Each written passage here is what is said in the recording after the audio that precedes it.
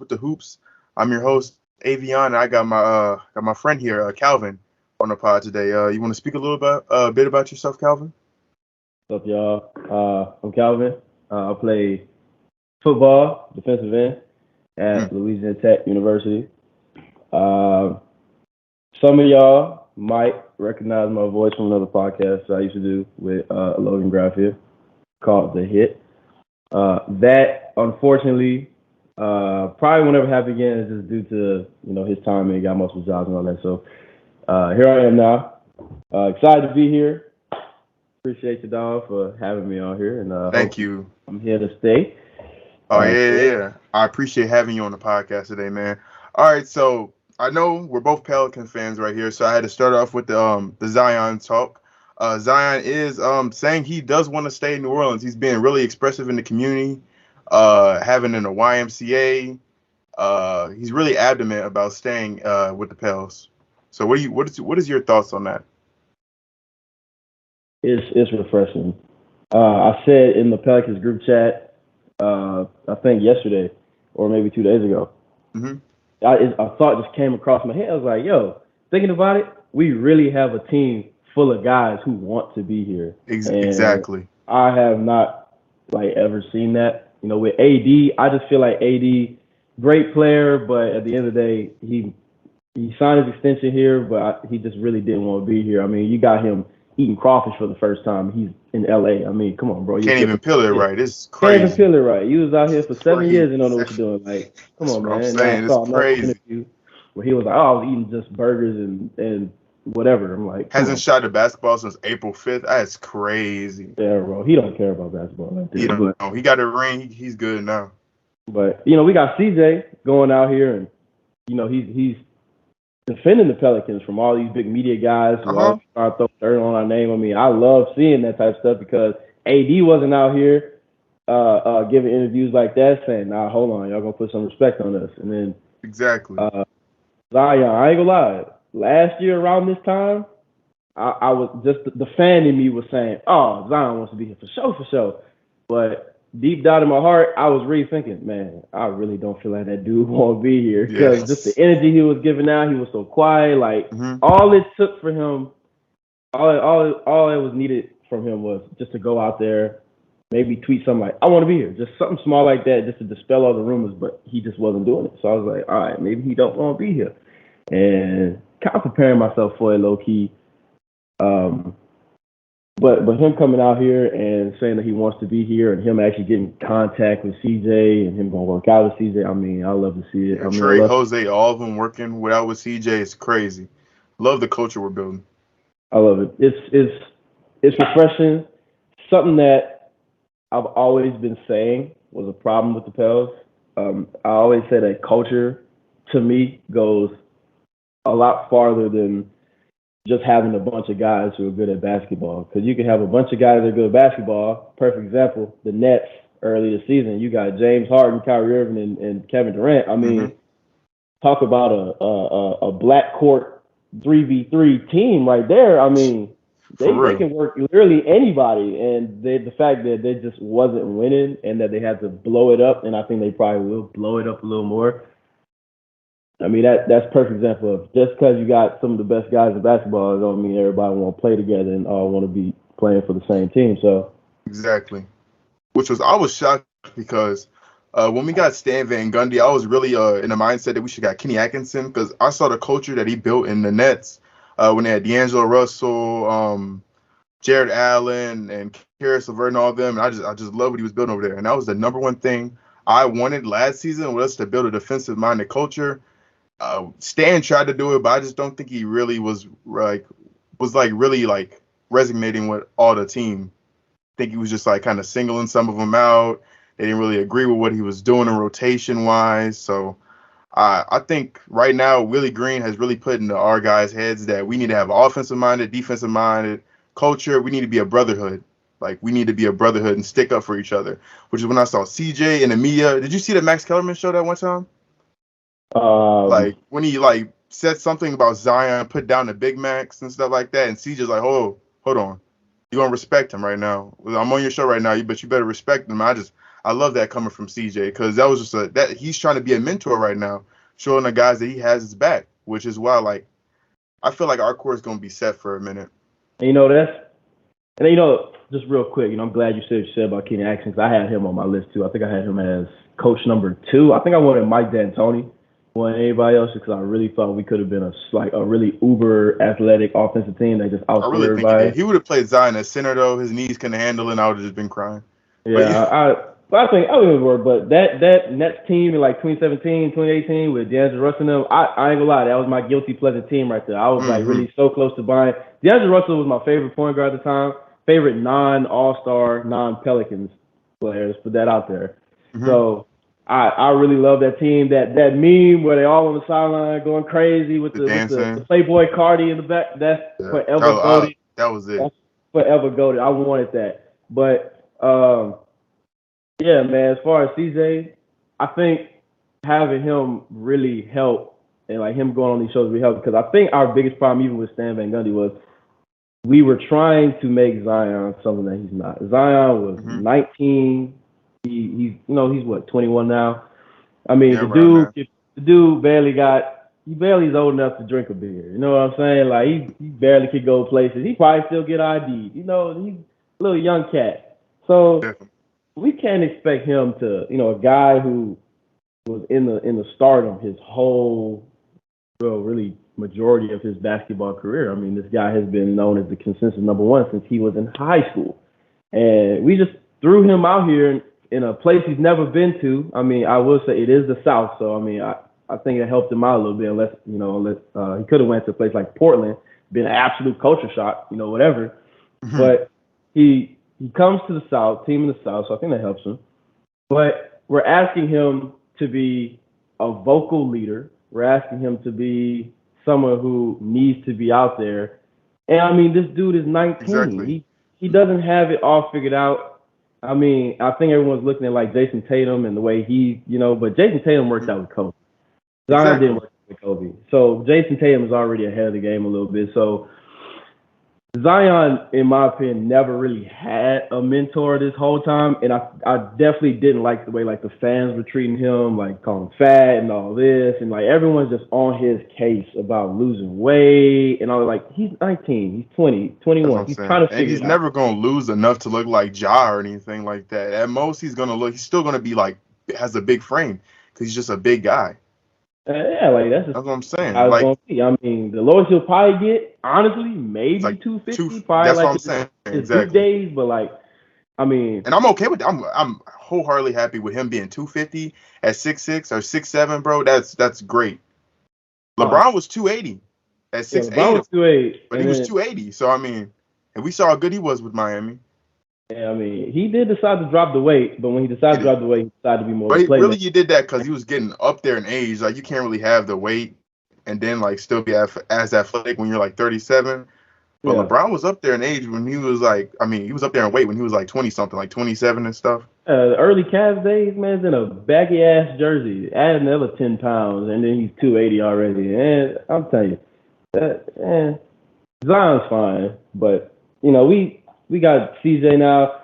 CJ being a mentor, 'cause, I mean, I see what they tried to do, with Garrett Temple and all that. Like, I mean, that's cool and all, but I like it. But I'd rather him be like Udonis Haslem, like all the players that are like they don't play, but they're like good mentors and stuff like that. I just want them on the staff. Just put them on the coaching staff. Yeah, I want him on the coaching staff. Put him on the coaching staff. He was getting about 20 minutes per game early on. What you say?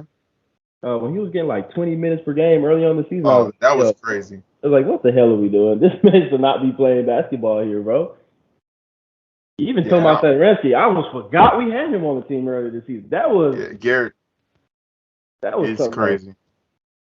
But so I'm glad to see that we got a guy like CJ who's finally taking Zion under his wings. I mean, then people look at Brandon Ingram. Oh man, Brandon Ingram's young too, and he kind of just walked to the beat of his own drum. And Zion just needed someone to help him find his way. And I really do think, after listening to CJ, I think last month he went on National TV and was like, look, Zion, just going through some stuff, an injury. He wanted to be out here. Last season was hell for him. didn't like the coaches. Then he gets hurt. That's weighing on him too. Like he just wants to separate himself from all that. I mean, all these guys are people too. You know, you got a major injury like that. You got everybody's eyes watching you and all that. People calling you a bust. I mean, yeah, that weighs on you mentally. And then, God forbid, his mentions on Twitter or Instagram, like I couldn't even imagine. So thinking about it now, yeah, I completely understand why he didn't want to talk to the media or talk to anybody or getting away from the team. He needed that. He's young. You know, that's maybe he just doesn't like. He seems like he's a very not a very interactive person with everybody. Like he'll say the things to the media to make him happy and stuff like that, but he's not gonna go out of his way to say stuff. Yeah, like he's very with himself. Like he's very he's probably a little shy. He's barely older than me. Like introverted dude. Like I'm cool with it, but I've seen more energy and fire out of him these last couple of days than I've seen from him like all last year. Exactly, because he sees what we can be now. Because we went to the playoffs and we took, I think, the Phoenix Suns to 6 games, and it took Chris Paul having 14 from the field, playing one of his best games all time, for him to knock us out. And believe me, if we had Zion, we wouldn't have been knocked out. If I saw Luka, Zion is being more disrespectful, and we had Devin Booker who was injured too. We're not losing, especially with Zion. We're not losing. And I mean, it did take Devin Booker to come back for that last game. Exactly. It took him coming back early. For him to come back early for us to lose. And that tells you everything I need to know. I mean, you got your superstar saying, ooh, y'all, I need to come back. Against an AFC, that's what I'm saying. Yeah, if it was anybody else, he'd probably been like, man, y'all got this. I'm going to just chill till the next series, get healthy. But nah, he was like, yo, I got to come back right now. That's what I'm saying. That's why I picked the Mavericks next series, because I'm like, I just saw what that team did against the Pelicans, and the Mavericks have one of their best players and one of the best players in the league in Luka. So I'm like, they're going to take it. They might not have a CJ McCollum or Brandon Ingram, but Luka just does so many things. Luka dropped 40 on you and have a triple double. That's what I'm saying. Like Luka just do so much in the game, you don't know. You'll check the stat sheet, you figure out he got 50. And you don't even know it. Exactly. So with that, I think everyone's pretty confident with Zion staying in New Orleans right now. I guess he's expected to sign a $182 million deal with the. I'm just looking that up right now. With this summer. I say that's a good fair asking price. There's probably gonna be some stipulations and stuff, like with injuries maybe. When he makes an All-Star team, like an All-NBA team, he'll probably get paid more. But I'm just glad he's loyal. He's happy to be here. I'm happy all of our teams here. Ingram, everybody, they love it here. So I mean, I gotta ask you. So this has been something that I've been trying to think about too. I've been seeing too. Like as far as his contract, I ain't really worried about the money. I mean, if Zion said I want $100 billion, hey, I'm scraping up $100 billion. I don't care. For real though. So I ain't really worried about how much it's gonna be, but as far as the little details, as in a no trade clause, a trade kicker, front load, back load. I mean, what do you expect from this? Because as far as what I'm thinking, I think it's probably gonna be more backloaded, to be honest with you. Yeah. And then it's gonna have a lot of most contracts have. I think Ingram has it. If you make an All-NBA team, you probably get paid more money. All-Star team, you get paid more money. I think there are probably gonna be some things like how many games he actually plays in the actual season to see how much money he's gonna get out of it. Because it has to be playing related. Cause that's his biggest problem right now. Exactly, just being on the court. Because when he plays, he's an All-NBA player. So I'm like, it's just about him playing. I guess I'll just say maybe how many seasons was this game was this 70 seasons? 70 games, I mean, this season? Was it around that? It's what, 82? No, I mean out of the season, because I don't think it was it all 82? That he was I don't know if it felt like 82. That in the entire season, this season. Yeah, bro. Oh, wait. Yeah, they did shorten it a little bit, didn't they? No, that was last season shortened it because of COVID. Yeah, I don't know. Maybe this was the full season too. This was a full season. Okay. I didn't really feel like it. If he plays the entire not even 80 something. If he plays 60 something games or 70 something, that should beat it. 65. That's what I'm saying. 65. I'm happy with that. I'm not expecting him to be a Superman, just play every single game, all 48 minutes. Wilt Chamberlain out there play over the amount of time in the actual NBA game. I'm just asking him to play a lot. will play enough, like 30-something minutes, Be each game available at each game. least in March and April when I really Exactly. That's what I'm saying. And take rest days. He needs to load manage too. I have no problem with load management. Yeah, I mean, people have a problem with low measure, but I mean, look, You I try get it. playing 82 games, going full court, jumping out the roof. Like you need some load management. I mean, for a guy like Zion, yeah, low management because I mean, them knees hurt. I know they hurt. I mean, Especially when you have a team like this, I feel confident if Ingram and Zion sat out a game, CJ and Valanciunas can give me one. Especially against a team like maybe Portland next season. Or like the Hornets, yeah. CJ can play every game. I mean, I know he can. See, I knew who CJ was even at like behind Dame. I knew who CJ was. I've seen it. I've seen it personally. Game 4, I went to Game 4, 2018. We were playing the Trailblazers. Mm-hmm. Dame was having an absolutely horrendous game because Jrue Holiday had that boy in Guantanamo. And then CJ stepped up. CJ dropping like 35 every game. I was like, yeah, he's like that. Exactly. Yeah. It just took them not getting away from Dame because it was probably too. They're definitely friends. It wasn't that they didn't fit with each other. It's just that all the touches Dame were getting, CJ could have got the same. I'm not saying he's as good as Dame. Definitely not saying that. But I'm just saying CJ could have been all-star. Wasn't unlocked with him. Exactly. To be honest, he could have been better. If he had his own team the entire time and they ran the offense through him, I think he could have been up there. Just Dame got his early start. Like he was the lead. He had LaMarcus left, so he was put in a position to be the number one guy. CJ never really had that. He was coming up the bench his first couple of years. So, but yeah, CJ's him. CJ's him. He still got a lot of years left to do what he's gonna do. And with Zion, I'm okay with him throwing those lobs to Zion. I mean, probably do need a playmaker who can see him. But CJ's not a bad playmaker. He's just like I wouldn't he's not a playmaker. He's not a bad playmaker, but like seeing that Sun series, I mean, I was highly disappointed.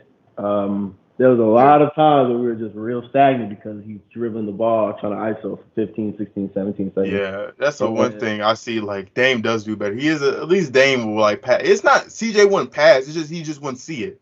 He just wouldn't see it. There's a problem. It's not a problem like being a ball hog or anything. He just doesn't see the floor like some people see it. I don't want to bring him back up, but Lonzo, can see the floor a little bit. Not too much in half court because he was a really good like full court playmaker. Half court he was iffy, but I think that was mostly in the transition. He was amazing. I mean, best transition player. Yeah, I mean, great. But like half court wasn't the best, but I still think he'd be better than CJ by decent, not by too much, but Lonzo does his thing playmaking wise. I mean, he is a better defender than CJ too. I think CJ left a lot to be desired on the defensive end. Yeah, I think that's Herb had to pick up most of the slack too. It was. I mean, I'm not going to expect him to defend. He's doing everything he really could. I mean, if he defending too, he wouldn't have enough energy to do what he's doing on the offensive end. But he wasn't doing too much offensively during that Sun series, some games. So I mean, if you look at it, it's CP3. CP3 has been known for being an extremely offensive guy, and we got him putting up 2 games where he just goes berserk. I mean, exactly. I mean, I'm not expecting a 30-point game out of Chris Paul nowadays. This ain't Hornet CP3. I'm expecting that. If the Suns fans are like killing him and doing that stuff, yeah, I was laughing when they got eliminated because they were talking a bunch of crap. Chris Paul wasn't talking crap. It was mostly Devin Booker, if I'm being honest with you. But Chris Paul shouldn't be expected at 37 to drop 50 points and lead the game. Yeah, LeBron can do it, but LeBron's 6'9", 230 jumping out the roof, still athletic. You can see him doing that. Chris Paul's barely 6 foot, if we're calling him 6 foot, and doing the things that he's doing right now, even if he choked in quotation marks, I'm still okay with that. It's all good. It doesn't bother me, man. He's 36. I mean, he's doing what he can. Exactly. He's doing what he can. If anything, it should be Devin Booker taking most of the slack because he played horrendous too. And he's Mr. Kobe disciple himself. So exactly, they're killing him. They're killing Jason Tatum right now for all the Kobe things. But who's in the finals? They're not killing Devin Booker. Yeah, they're killing Devin Booker. They're killing Tatum though. But Tatum is Tatum will at least doing his thing right now. I mean, he could be better, but he's doing his thing. Yeah, I love looking at Jason Tatum. I ain't gonna lie, got to put a major pause on that one, but Man, dude's just smooth, bro. He's Yeah, real smooth, man. he really is. But I remember that 2019 season though, he was kind of annoying. He just spam that side step, shoot the three. He would be making it though. He just became in love with that move though. He wouldn't even go in the paint. That's my only problem with Tatum. He just doesn't like to go in the paint. And he's like, you gotta like, come on, you gotta go to paint. He's He'll 6'8". get there. I mean, he'll get there. Definitely though. What is he only 19? Yeah, he definitely got I it. mean, it'll kind of be like Brandon Ingram, because Brandon Ingram to me, like last year, he didn't go to paint. I mean, Oh last yeah, year he I think was. Brandon Ingram just needed to do what he was doing, like do what he did and got his weight up, and then look, he became when he got And his weight up. I think that with Willie Green, I think Willie Green really helped Bi to realize who he actually is. Because I think this was the most comfortable I've ever seen Bi. Everything looked for real. so Everything looked easy easy. to him. He's just out here. It's like he's playing on rookie mode on 2K. I mean, he's just driving, doing his spin, mid-range foul, easy money every time. The comparisons between him and Jaylen Brown, but if I'm serious, he's closer to Jason Tatum than he is to Jaylen Brown right now. Because you put Jaylen Brown right now on that. I mean, you put Brandon Ingram on that Celtics team right now. They're sweeping. They're sweeping, bro. They don't. People don't know because he's in. They're gonna know next season, but they don't know right now how good Brandon Ingram is because he plays for the Pelicans. Even though they should know, if they didn't see it in the play-in tournament and in the freaking first round, they're gonna see it. Jesus Christ! They're gonna see it. The guy was an absolute snub. I mean, look, DeJounte Murray, whatever with DeJounte Murray, sure, fine, give him his All-Star. I don't think he was not better than Brandon Ingram. I don't think he was better than Brandon. I don't even think Andrew Wiggins was better than Brandon Ingram. I don't care what any more fans say. That man should not have been in the All-Star game. Only thing he does better than Ingram is defend, and he's more of an athlete. That's it.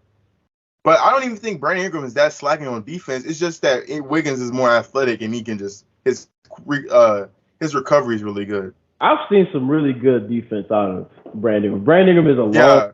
And he's finally using that length. I've seen him block some shots this year. I'm like, well, wait a minute. He definitely did. All he got to do is just put it. If he's just smart with it, all he got to do is put his hands up, and then who's going to really get it? He has like a 7-something wingspan. No one's going to be able to go up around that without it contorting their shot a little bit. Yeah, bro. I mean, hey, Brandon Ingram is him. Willie Green definitely helped him. That's because crazy. I mean, I'm looking at it. He's passing up wide open threes to go get a midi, and I'm like, hey, bro. That's what you want. You want your shot. Exactly. Like, I don't want him just to force and get a three because you need three more. If you can get more, if you shoot 52% from twos and you only shoot 35 from three, take a two because those twos are going to add up. Go get the two, and then you drive mid range. You see it every time. You got two defenders crashing down. Bam. Now you got an alley option in the paint depending on what the center does. And then if you kick it back out to CJ, who's probably wrapping right behind you. Exactly. So easy money three right there. And another reason why I like CJ, I like him better off ball. He's really good off ball. As the main ball handler, it's easier to defend him. But off ball, I think he can be way more, utilized way more in offense. Which is why I also say we need to have another guard, because having a playmaking guard who's going to drive, I mean, that's going to open up so much for everybody, and I mean it. Hey, Kyra might be that man. Hey, Kyra, I was saying before he got injured this season with Willie Green, hey, he was playing good in I think like the 14 games he played or whatever. Hey, he was playing. What I saw, he was playing great. He was going to the rack. He was really looking around. If he came back from that ACL injury and is the exact same he was before and just developed everything further, he can be it. He's a little undersized though. That's the only thing I don't like about Kyrie. He's a little undersized. I think. I mean, we could probably get into this in another podcast or whatever. I don't remember if this was a topic or not, but just real quick. I mean, with Kyra, he's also a weird situation. It's kind of like you can't really make any moves because I really just want to see what he's gonna do. Because I think exactly. Because if anything, he has way more potential than Jose, but Jose's better right now. If I'm being honest, I wouldn't even really say with Jose.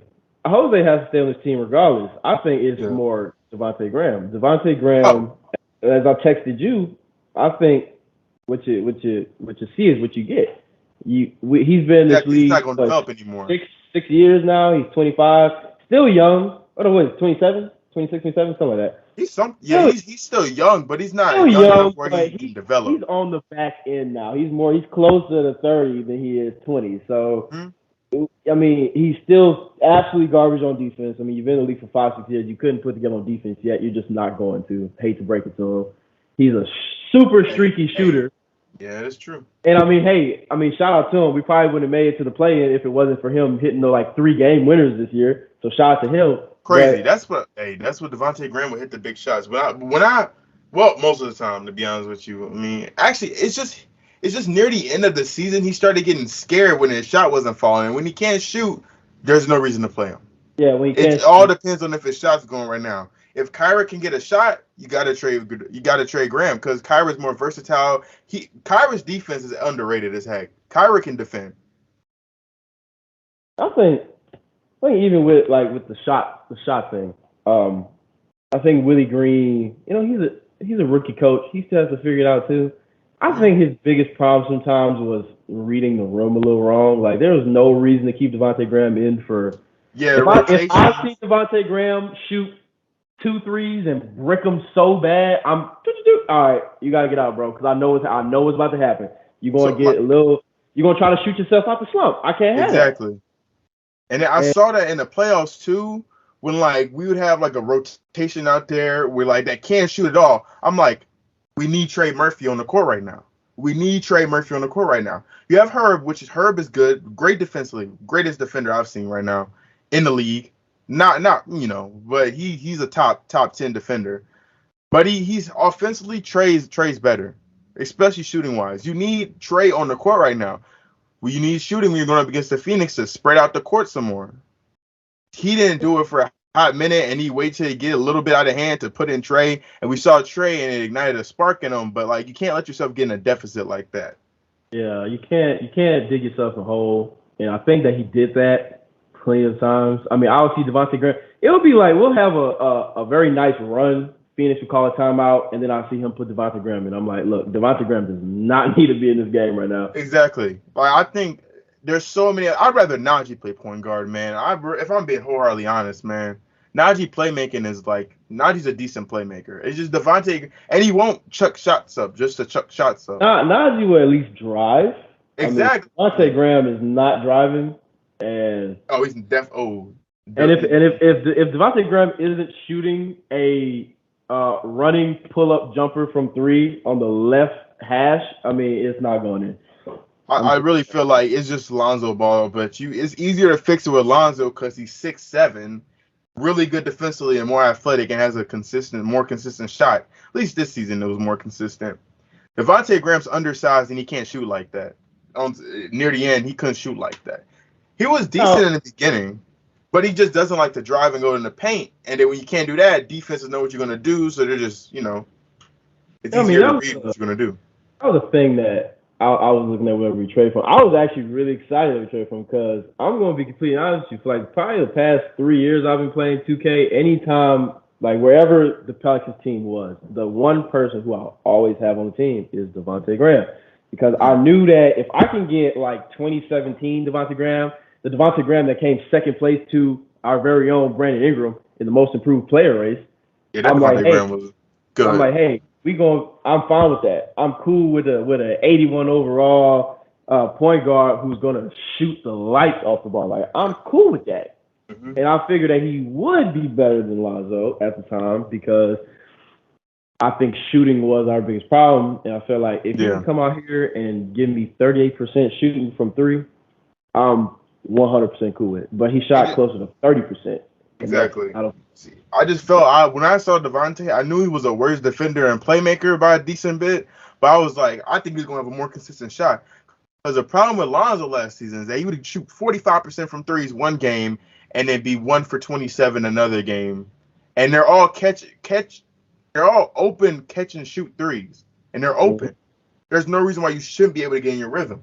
Which is why I understand Lonzo stands always saying that we never utilize him in the offense. We really didn't ever as a main ball handler. But if you're missing open looks, you're just missing open looks. I mean, let's be honest. Devontae Graham did that plenty of times. I'll see his stat line. We talking 28 minutes and 4 points. I get frustrated every time I see that. Yeah, I just thought with Devontae Graham, he was going to be more confident. Like, I knew he wasn't going to be as better as a talent, but I thought he was going to be, like, more confident shooting threes.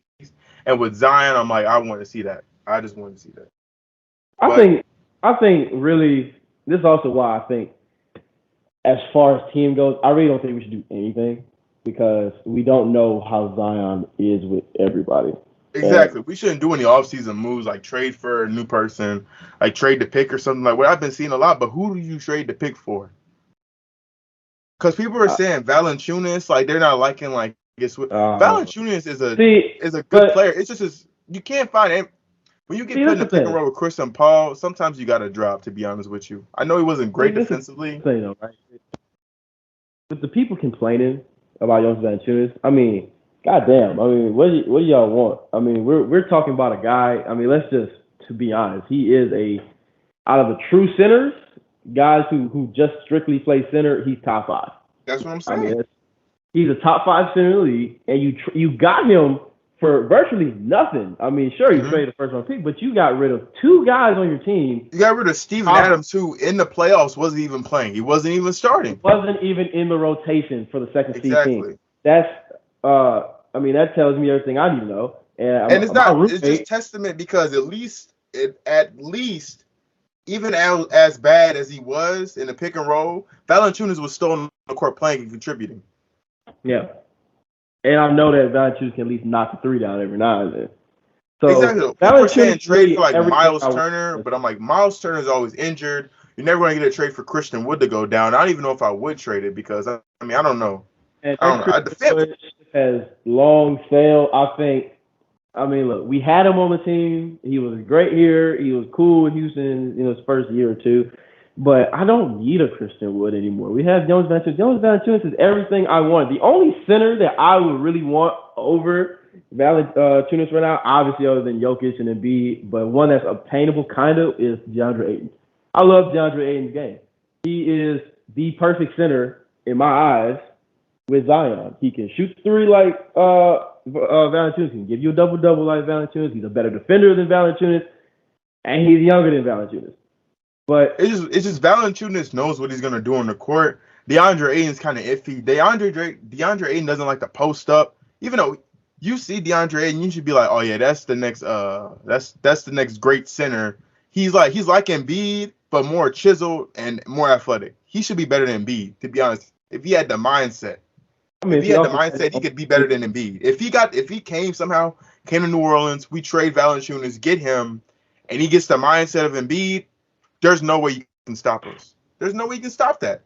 Because he's athletic in a pick and roll situation. He can at least guard up on a Chris Paul, a Damian Lillard, or somebody like that. Like he might have to drop a little bit, but he's athletic, so his recovery isn't going to be that bad. Mm-hmm.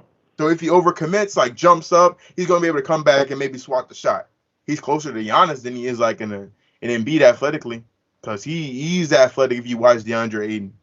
It's just the Suns and Monty, which I love Monty. They just never want to use him in the offense. He should be. See, I don't see what they do with these centers. Like during the regular season, it should be his time to develop. You should try to put the ball in his hands. Don't have him be a simple pick. He's more than a JaVale McGee, pick and roll, lob, and grab. Put the ball in his hands, let him post up, put the ball at half court, let him dribble a little bit. If you get stripped, oh well, you had 65 wins for what reason? Just to get knocked out in the second round. It doesn't matter. At least this could have been a critical development year for DeAndre Ayton.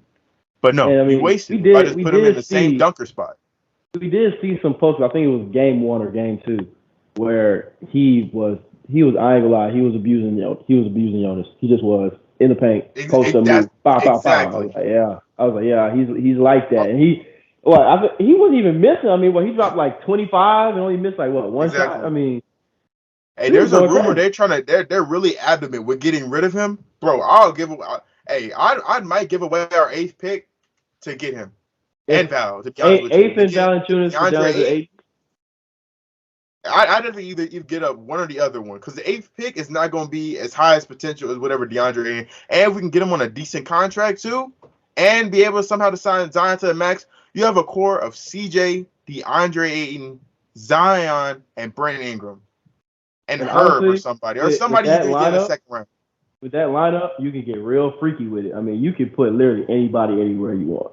Which is why Like I'm okay with getting Mitchell Robinson. Have you heard about like the thing about Mitchell Robinson? The trade Mitchell rumors with Robinson him. is a guy who I've been saying needs to be in New Orleans probably since the day he got drafted.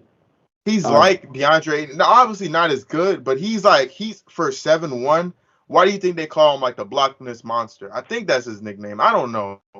Something, but he's a tremendous shot blocker. He'll foul a lot, but that can be fixed. He just overcommits a lot.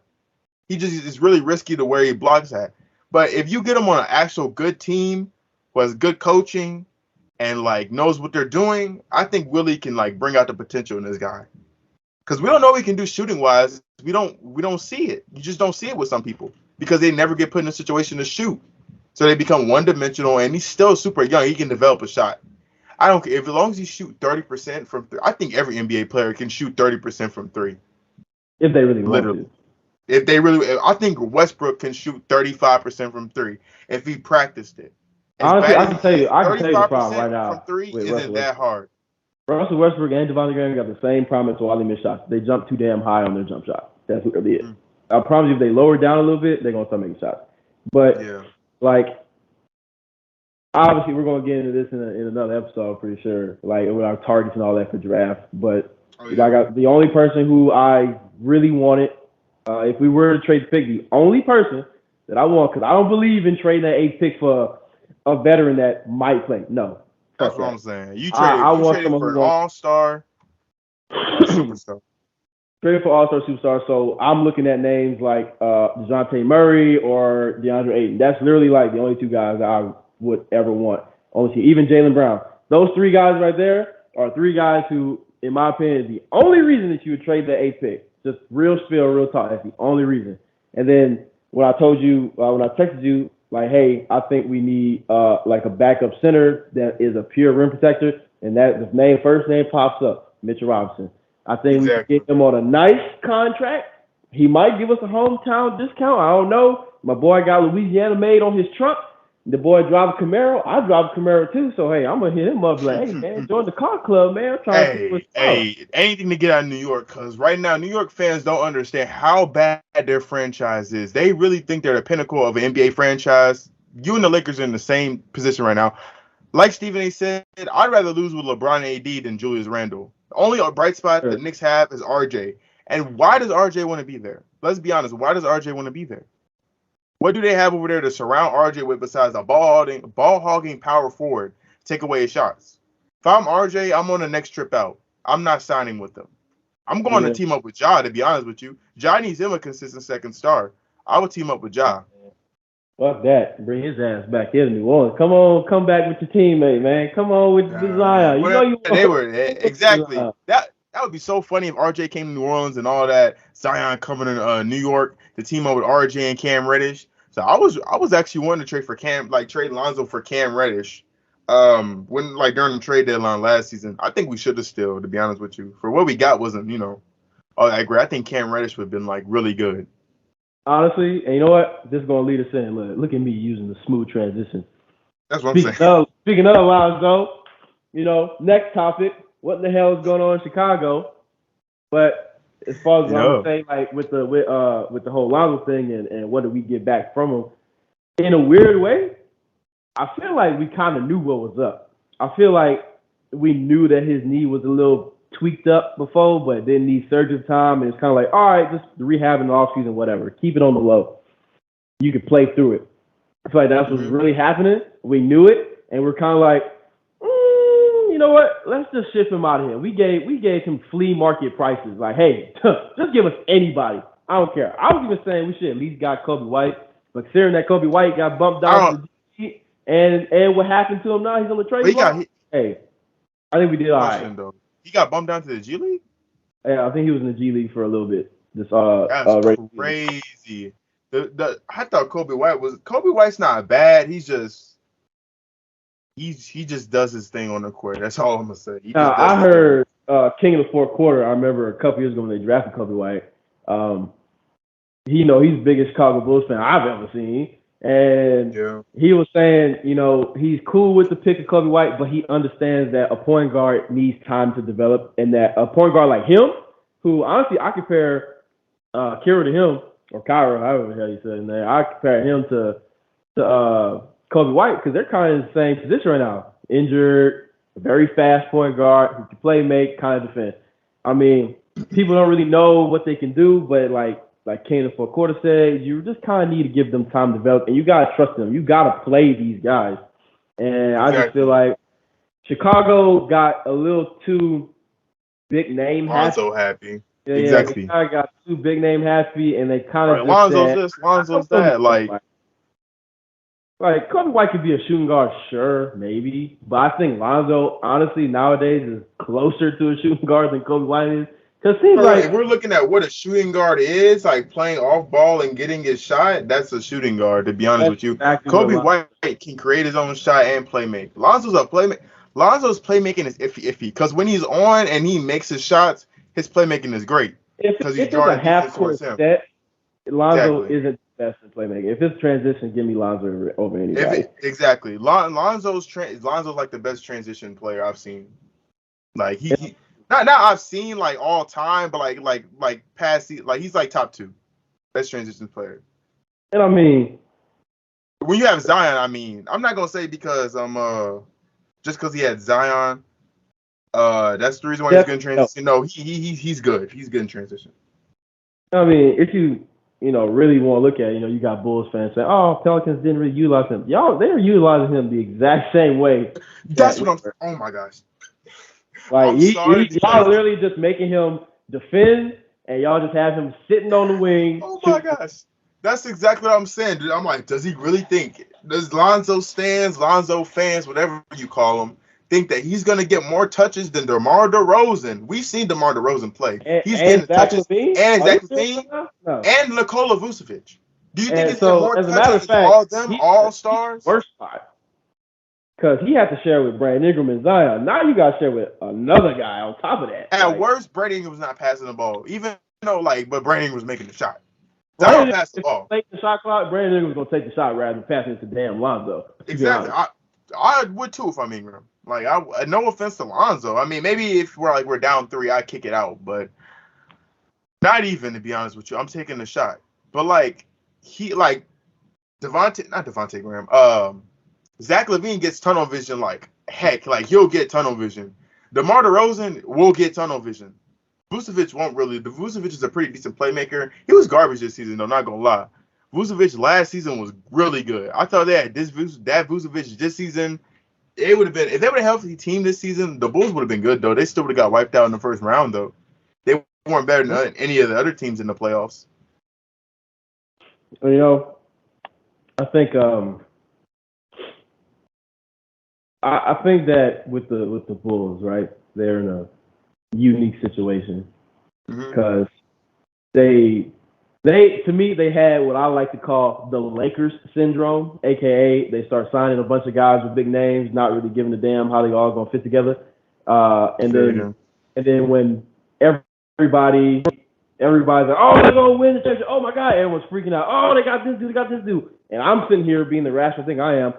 That ain't gonna work. And then and then when it happens, then everybody's, oh my god, what happened? They got eliminated. Oh my god. And I'm sitting here like, hey, I told you just what it was. So I mean, you got Zach LaVine who likes to run transition. When you got Vucevic and you got DeMar DeRozan who like to play in a half court, slow, methodical. Lonzo likes to run in transition. You have two opposite pairs of people who like to do entirely different things.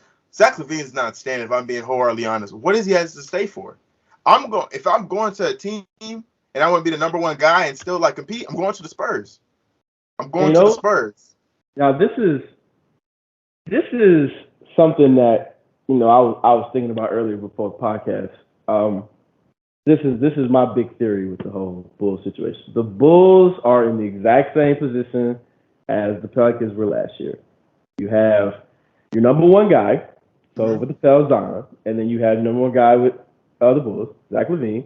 Zach LaVine is in a situation where it looks like he doesn't want to be here anymore. He's kind of hinting at it, but not really. He's like, yeah, we'll see what free agency brings. Like, we'll see what's up. But he's liking tweets that jersey swaps, Hey, right, he's just putting it out there like, I don't want to be here. Hey, Zion never liked any New York jersey swaps with him. I'll tell you that though. But his energy was like, hey, I kind of don't want to be here. I mean, I don't really blame him after being coached. And then he wrote the closing statement on his Twitter. He's like, I loved my time here.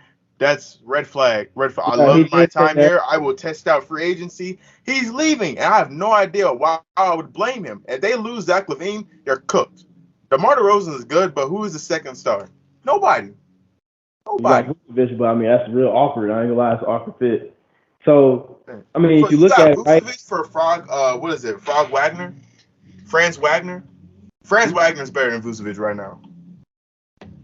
You know, if you look at it, you got, those two guys.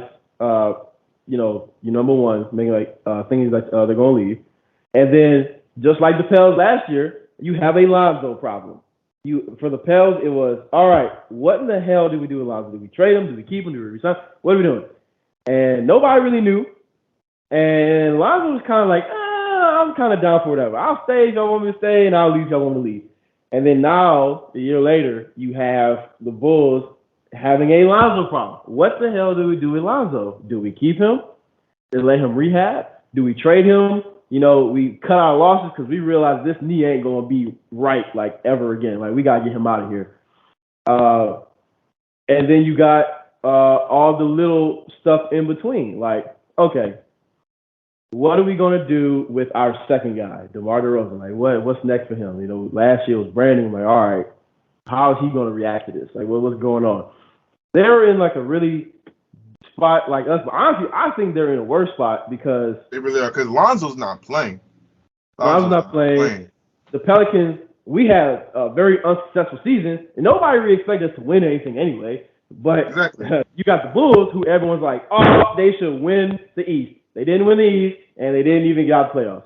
So, I mean, you got a season that was under everyone's expectations, and then a really mediocre coach. To be honest with you, like he's mid. He's not a good coach nor a bad coach. He's better than oh my gosh, I forgot his name, but you know who every Bull fans hated?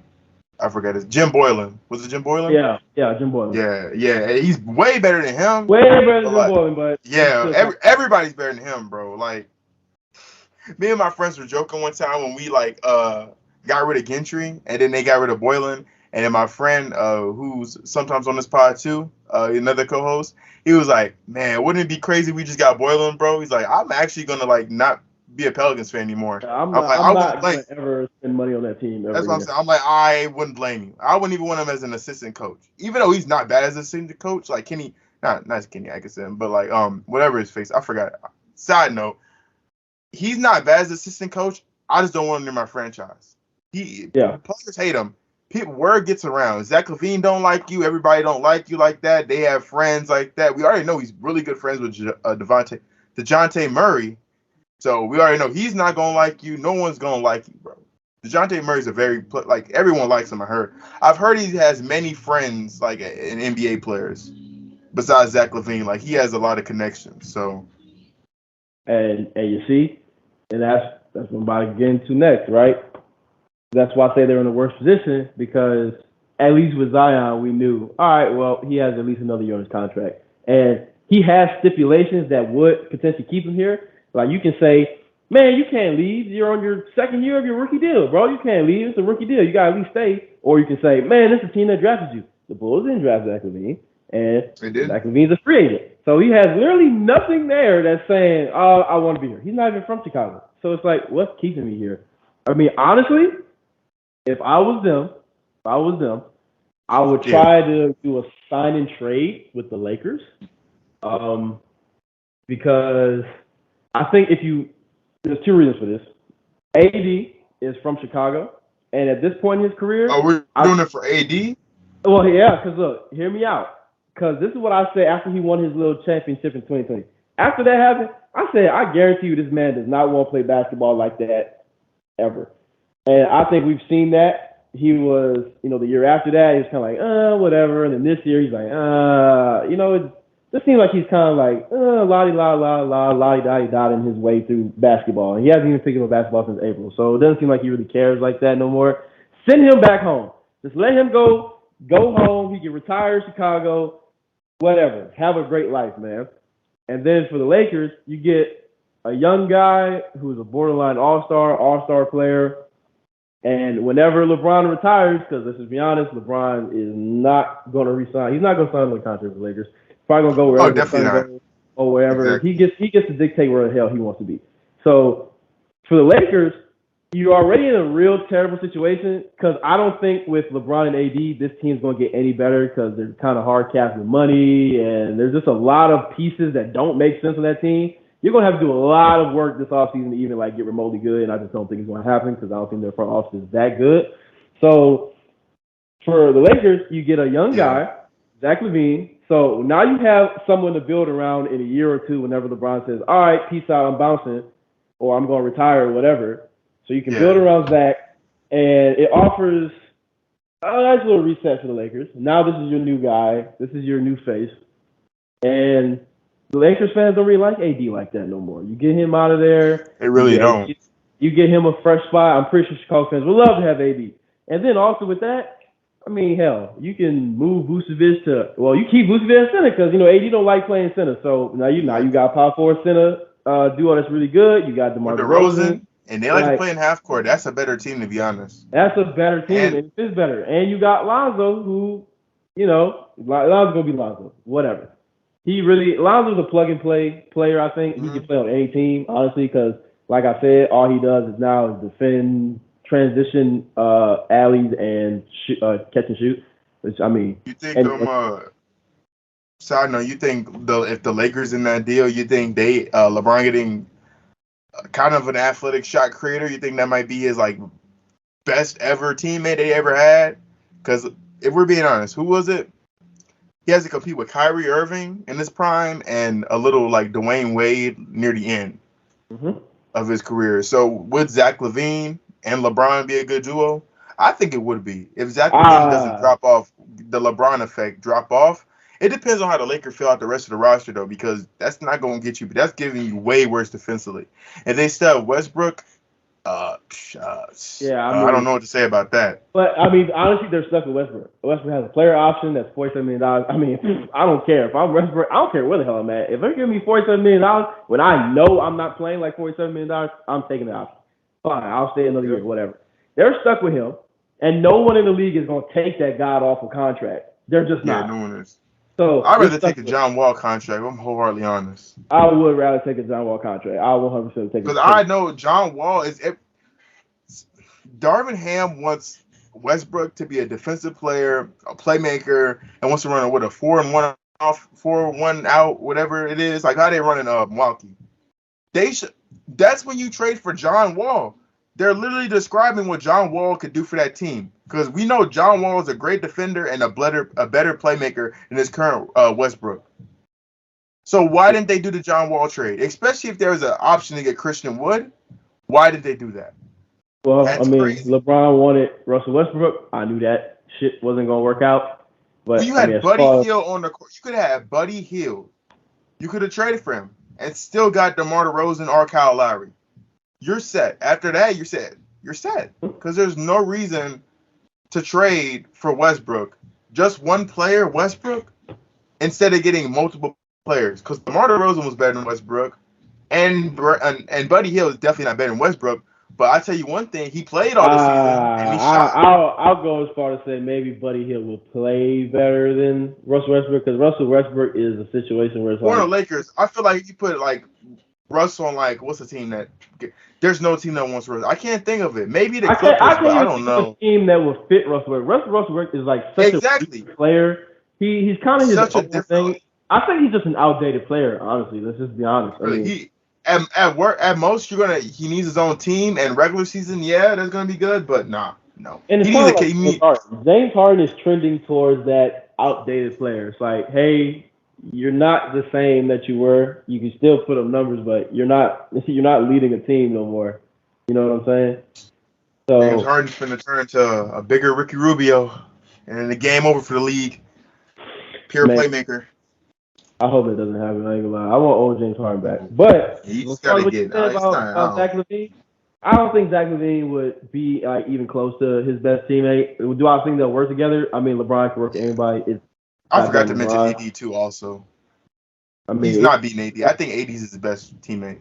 No, I think Kyrie is. I think D Wade is his best teammate. D Wade is Like absolutely. player wise, Dwayne Wade is the best player. But when LeBron got to him and they were actually teammates, he wasn't that great. I mean, the first year, Dwayne Wade was still Dwayne Wade, but after that, he had to take a lesser role and the injuries started happening. So I think Kyrie was his best player that he played with, like that he played like on the same like that year with Kyrie, he was the best player.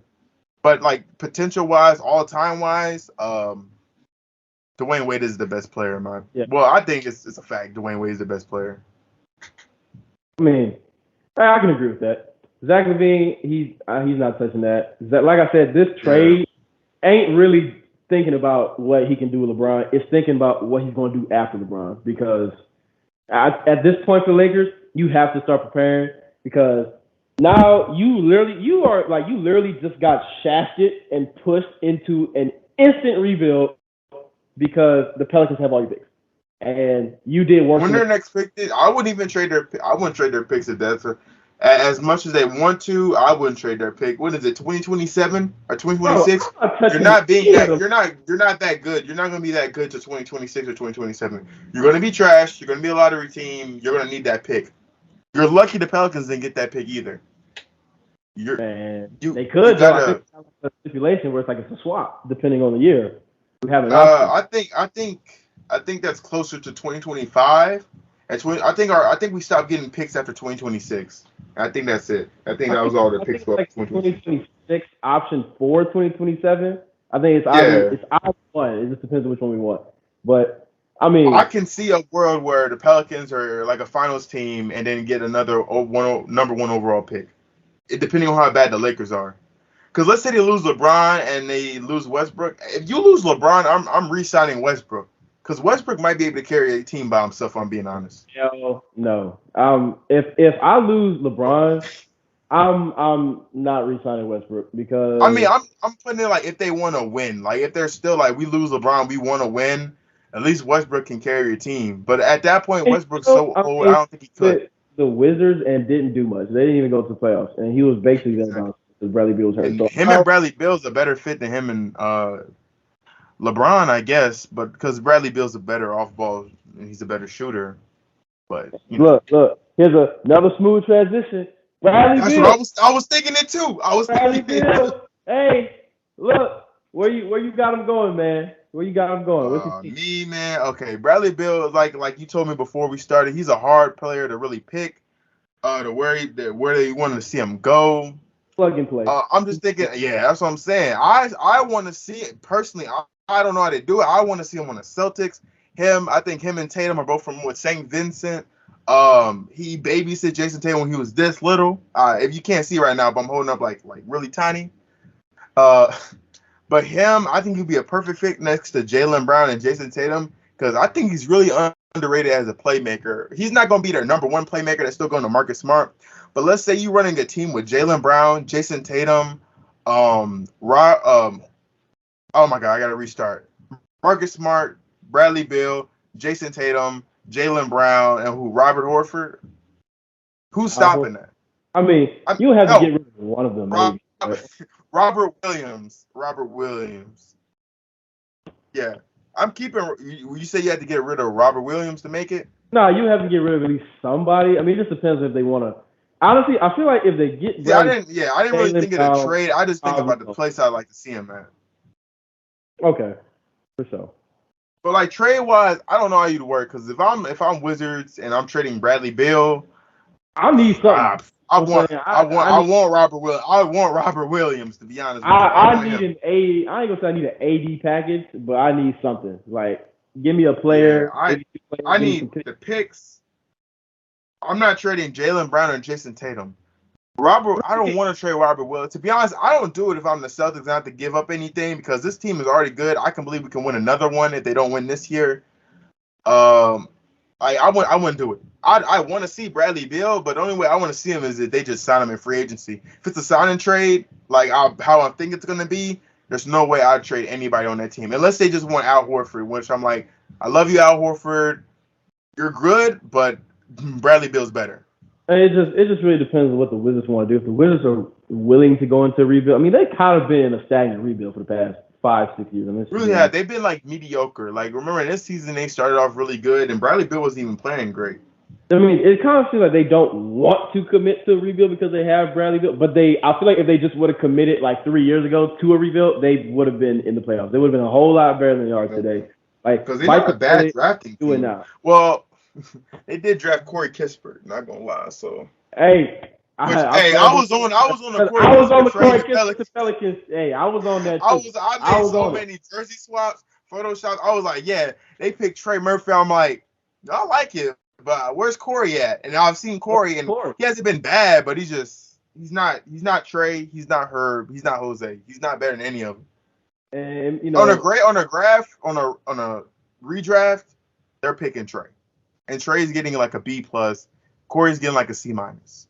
He's not garbage. If they redraft, honestly, they're gonna probably pick Herb. Let's just be honest. Herb. If we're picking Herb's going top 5. Well, not top 5, maybe top 8. I said top 10. He's going to the lottery. For sure, he's going to the lottery. He's definitely going to the lottery. Even though he's a little older, how old is Herb? Like 22, right? 23? 22. Yeah, and then the same thing with Trey Murphy. They're both like older, but they're not old. People have a problem with drafting older rookies, which it was the craze back in the day, but I don't know why they're having trouble drafting them. They're more ready. You can still grow later into your career. I mean, starting off with 22 is still long.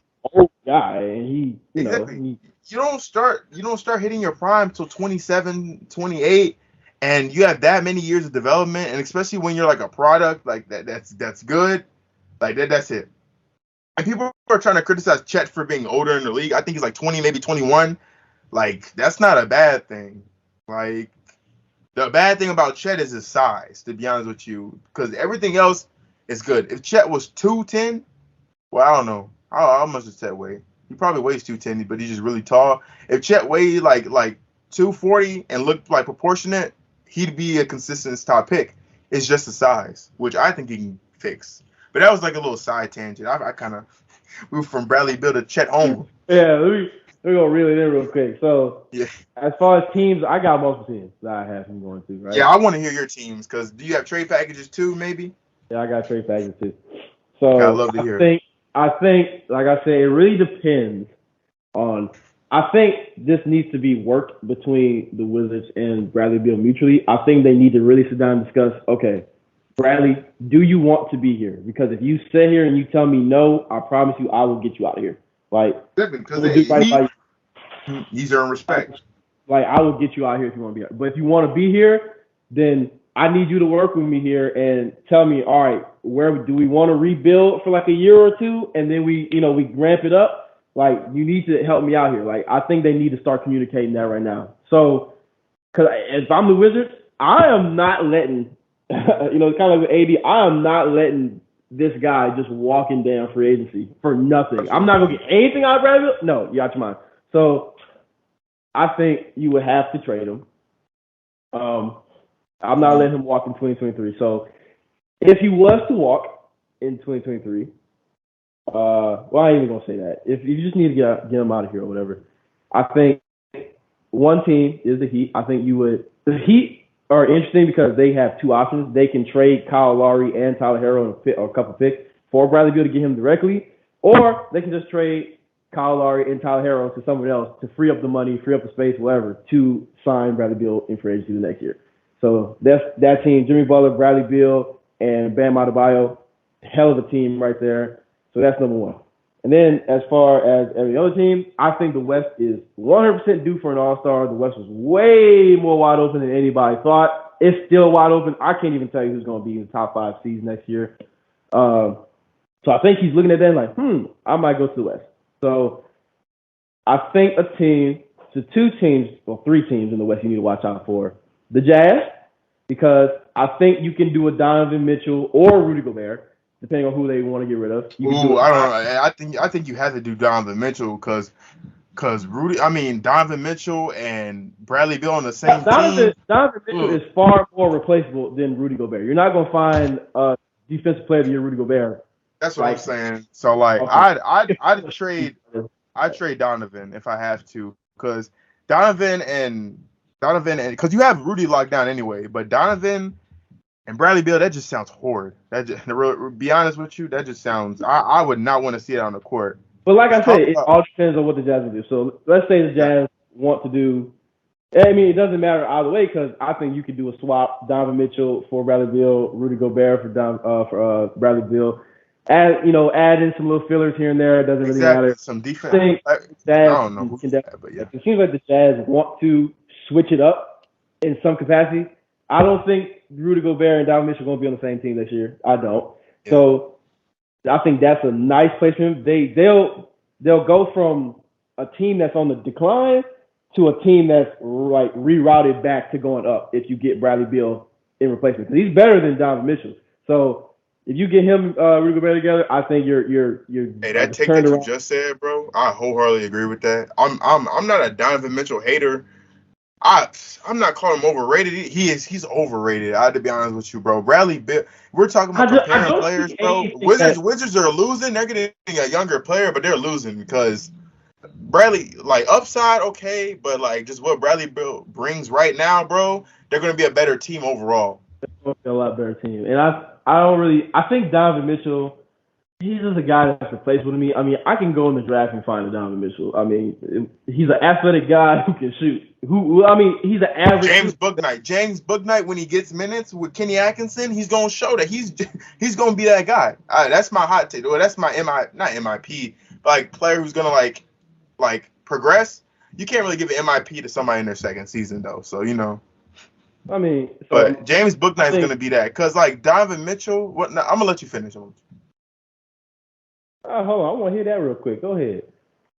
I'm like Donovan Mitchell, to be honest with you, bro. I mean, he's a great player, but like he's undersized for the position. He can't play make at all. Like if we're really talking about his playmaking in like the NBA, he ranks at the bottom. He's not good. I also see him. He's also kind of inefficient. Also, I mean, to be honest. Really though. And I do see him get locked up more times than not. And it's like because it's so easy because he's like 6'1" and he's playing a shooting guard position, which the average shots for point guard right now is like 6'4", 6'5", it's like going up. His ball handling isn't even like he's not even that crafty to say, oh, he's really cold. Exactly. Like he doesn't really have that big of a bag. He's like you look at the shot creator like Bradley Beal or Brandon Ingram, they can get to their spots easily. Donovan Mitchell got to work for it. Because even if you get like somebody like a Bradley Beal on him who's not great defensively, the size already got some. It got him. Because what is he gonna do? He's 6'6", longer wingspan, and you're 6'1", like, and you can't play point guard. I'd hate to see him try to play point guard and facilitate the offense. He can't do that. I think he's so overrated. People saying that he's better than Devin Booker, not a chance. Devin Booker choked. Not at all. Anyway, he's not better than D-Book. Not better than Jason Tatum, Jaylen Brown. Nobody. Certainly not better than Brandon Ingram. I've been seeing that too. Only thing he does better than Ingram is an athlete. That's the only thing better. Is dunk. That's it. And you give that to Ingram, Ingram's the GOAT. You give that athleticism to Ingram, it's over. But that's the only thing he does better than Ingram, if I'm wholeheartedly being honest with you. I'm not even saying that to diss Donovan Mitchell because I love Rudy Gobert. I love the Jazz. Jazz is cool. I mean, I don't like Jazz. I'm just saying that because I don't want to get hated by Jazz fans because we know they are. But I do like Rudy Gobert, and I think he needs an actual player, like an actual point guard. I was so willing. I wanted him to get Kyle Lowry and just get rid of Mike Conley, but I just want him to go to be on a good team with a good player who's going to pass the ball. And I think Donovan. Like, Rudy Gobert's hands are trash, not going to lie. But that's because he's not used to getting those passes. He gets those passes when Donovan Mitchell's like, I can't make it. I'm just flinging it to Rudy Gobert. He's going to catch it, right? No, he's not going to catch it. He can't catch every single pass. Let him get some touches, though. I've seen him drop 35 before. Rudy Gobert ain't sorry offensively. He's a great defender. See, I ain't even going to get into how I feel about Rudy Gobert. I don't really fuck with dude like that. I mean, he's cool for what he does, but and like last year, if you asked me, Rudy Gobert or Donovan Mitchell, I'm telling you Donovan Mitchell. But after seeing this year, I'm like, all right, I gotta be honest. Yeah, I don't really like Rudy Gobert that much, but I have to take Rudy Gobert. Because in the playoffs last year, Donovan Mitchell was cooking. See, it's not recency bias either. He was just turned up. He was just making some of the shots he would make, I guess. But like Rudy Gobert also got cooked by what's his face Trey. No, I was gonna say Trey Man, but Really, any point guard that will get that's my biggest thing with Rudy Gobert. I mean, if you're gonna be defensive player of the year, you gotta show me you defensive player of the year. Like I need you to, you know what I'm saying? I also like to cut him some slack though because that team is put together horribly. They have no defenders. Rudy Gobert is their only defender, and they always just funnel the defense to him like he can do everything. And then when he gets switched out on the perimeter, he holds his own. It's so hilarious, dog. I've been seeing him get cooked every time he come on that perimeter, boy. It's so hilarious. He tries. One possession, he like kind of locked up Luka, and then Luka's like, "Wait, what's happening?" And then Jalen Brunson's like, "What's happening right now? Like, why is this dude on me?" Little hezzy, got him. You get him in the air, his recovery's garbage. He's not gonna. He gonna have to spin around. He gonna have to go the whole opposite way. I saw one time Jalen Brown got him with the pump. I mean, not Jalen Brown, but Jalen Brunson got him with the pump. Curry got him with that spin real good. Got him spinning a whole bunch of times. You get him with one pump fake. You're done. He's done. Get one pump fake. Spin him around. Spin him around, and then you can snatch it back on him. You snatch it back on him after that, he's going around. And why do they love to put him in ISO situations like that, though? You got to help him. Please help your guy, Rudy Gobert. Please help him, because he's trying. I would want to, Rudy Gobert on the perimeter, barbecue chicken. Definitely in the paint, I would not want to go up against him. I'm not going in there. That's what I'm saying. I'm not going up with him. But the problem is they always like to funnel everything towards him because none of them can defend. None of them can defend. Rudy Gobert has one of the biggest backs of NBA history because he's carrying that entire that entire defense. The only reason you take Rudy Gobert to the team, that's the worst defensive team in the league. They're only winning like 30 games max, to be honest with you, because they can't defend a brick. How you said with Luka Doncic, that is also another team I have Bradley Beal going to. That would be scary. I don't want to see that.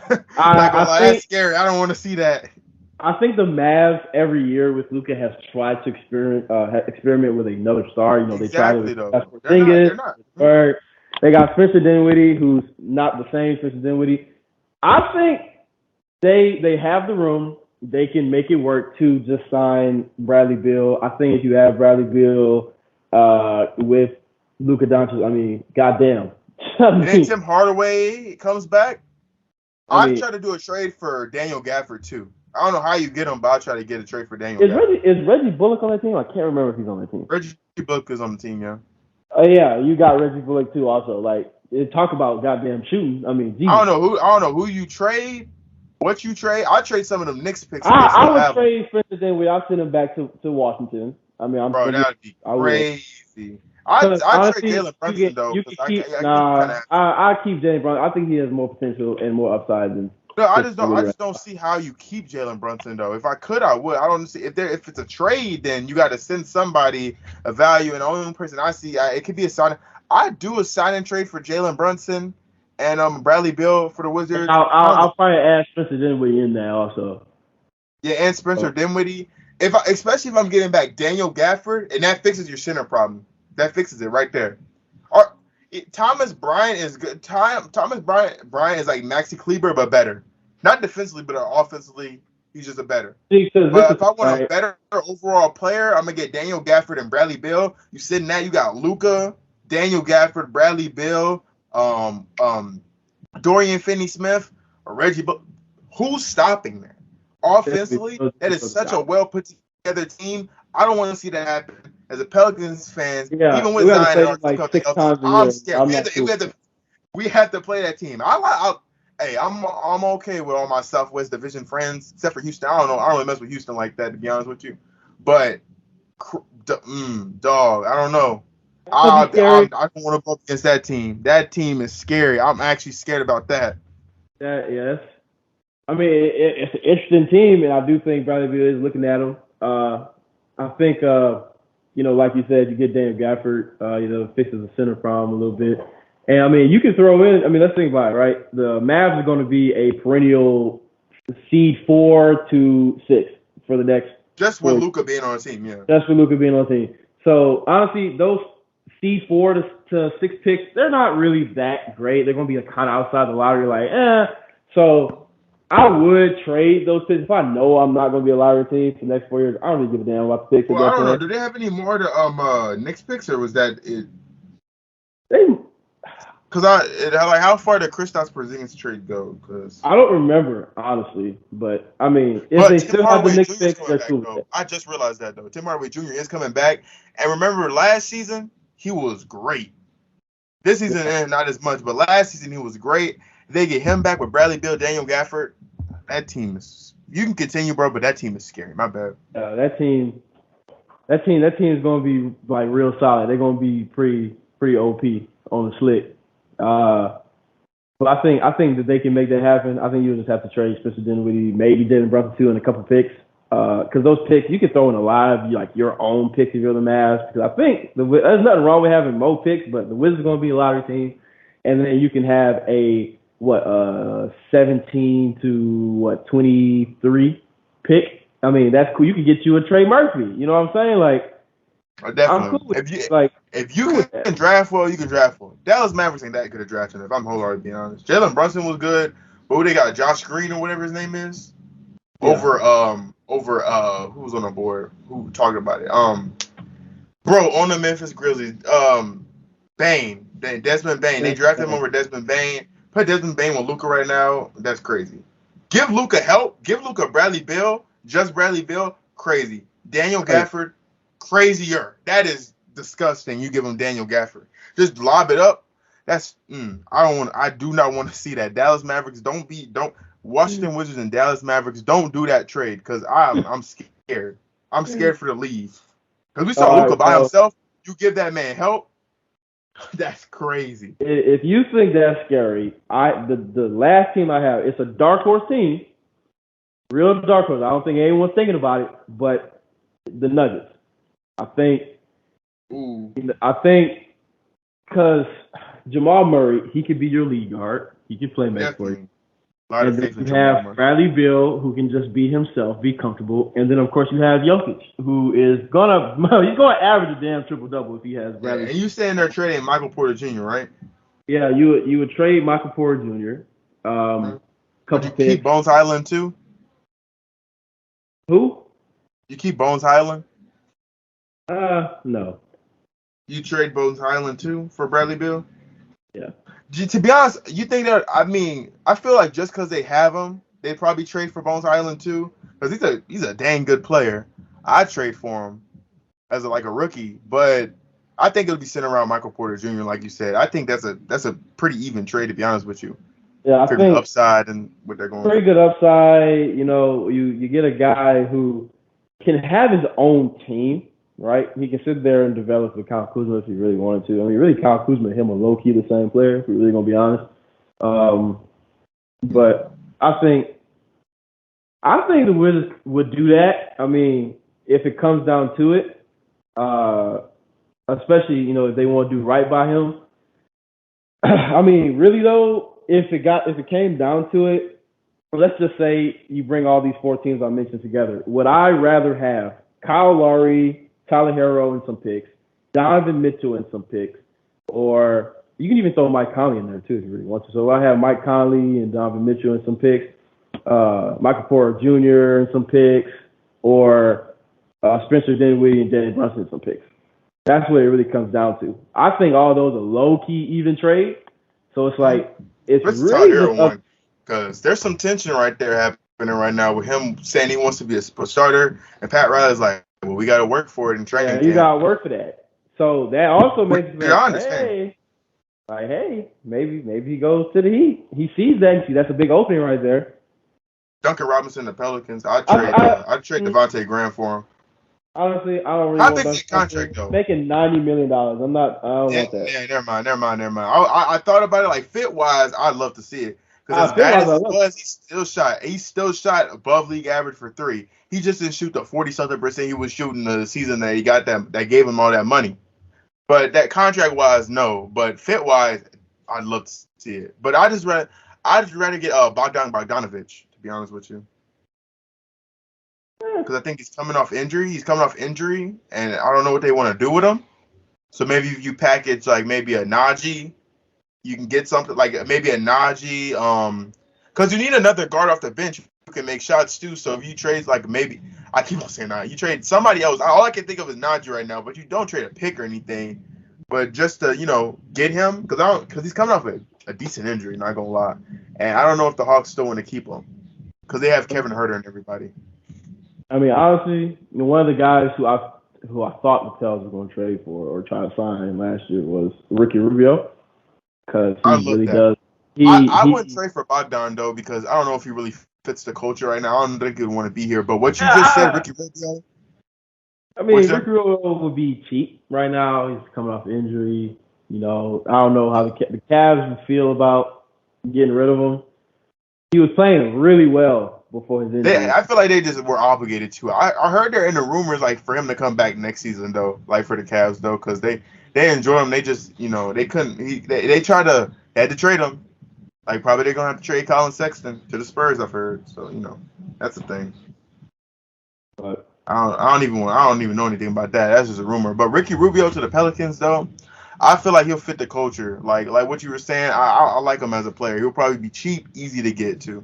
It fits the needs, a playmaking guy who can come off the bench. Because my thing is, I want a guard to either start for the Pels to lead them off, or if I can't get that, give me a point guard off the bench who can hold it down whenever any of my starters are out the game, and who's going to run that damn bench unit like a boss. All right, right. Exactly. And I think Ricky Rubio can start for you, that. and I think he can also come off the bench and be like, all right, I'm going to run this show. If he plays like Ricky Rubio this season, I want him starting. To be honest with you, but knowing us, he'll come to us and then be normal Ricky Rubio. I mean, any Ricky Rubio foul me. I mean, I'm cool. That's what I'm saying. But he's just gonna have to come off the bench. He's still better than Devontae Graham playmaking wise. I mean, that's all we need is a playmaker. He might still start, to be honest with you, because defensively he's not bad, not great either. But like, we need the playmaker. If we can have a decent playmaker, like, and have CJ2 running off ball, that's all we need. We just need a decent playmaker, and we Gucci. I mean, we can talk about that next podcast with a little mock. Yeah. I also had something I wanted to talk about. So there's been some rumors, man, that OG Anunoby is like frustrated with the Toronto Raptors, which is shocking. But I wanted to know your thoughts. But if I can go, like, I want to say something.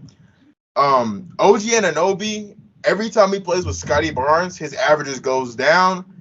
Scotty's averages goes up. They go down too. They play horrible with each other. They don't play horrible, but they don't play good with each other. And like, I just want to think about what was your first thoughts when they drafted Scotty Barnes to the Toronto Raptors instead of Jalen Suggs, and what did you think about OG Anunoby to fit with him? Did you think about Pascal? Like, what did you think about the franchise when they drafted Scotty Barnes instead of Jalen Suggs? Honestly, bro, I looked at it. I was like, what the fuck? Like, Scotty Barnes was not a guy who. Oh my gosh! See, draft expert. I wasn't really.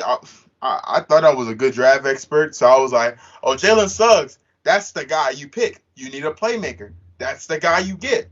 They got Scotty Barnes, and I'm like, bro, he's like going to be the next Bruno Caboclo, the 2 years away from being 2 years away. Worst take I ever made in my entire life. That Scotty Barnes is good. He's great. Man won Rookie of the Year. I mean, if I heard protecting Jalen Suggs' stats right now, I don't really know what he did. I really didn't hear. He fell into that category. It's like, I don't really know what the hell he was doing out there with Orlando, because it's Orlando. He's mid, to be honest with you. Like, he potential-wise, he's up there. It's good. It's just that defensively he's good. Shot creation-wise, he's okay. He just doesn't like. He's like Devontae Graham. And it's crazy because he doesn't like going. He doesn't like to go and paint and finish. But yeah, what were you saying? It's crazy you say that because like when I was watching him at Gonzaga, I was there because at the time everyone was like, "Oh, he could be number one guy." I'm looking at it like, bro, I pick his ass 10th. Like, I'm watching him. I don't really see. I'm watching him work with Timmy and Corey Kispert. I'm like, man, those two guys are better than Jalen Suggs. I'm being honest with you. Like, I'm not really. Yeah, he hit a game winner and all. Like, that was cool, but like, I wasn't really seeing anything that would tell me he's better than like Jalen Green or Cade Cunningham, Evan Mobley, and Scotty Barnes. I mean, honestly, I thought that they were probably going to go Jonathan Kuminga right there. If I'm going to be completely honest, because I knew they were probably Jonathan going to Kaminga go. upside, I don't know to be honest with you. He's more athletic than Scotty Barnes, shorter, but I feel like they both have really uber high upside. They're definitely what you want in the modern day NBA. I made a video about Tari Eason and I compared them a little bit to like what you've seen with Scotty Barnes and stuff like that. Those are the players that you want in your that you want right now.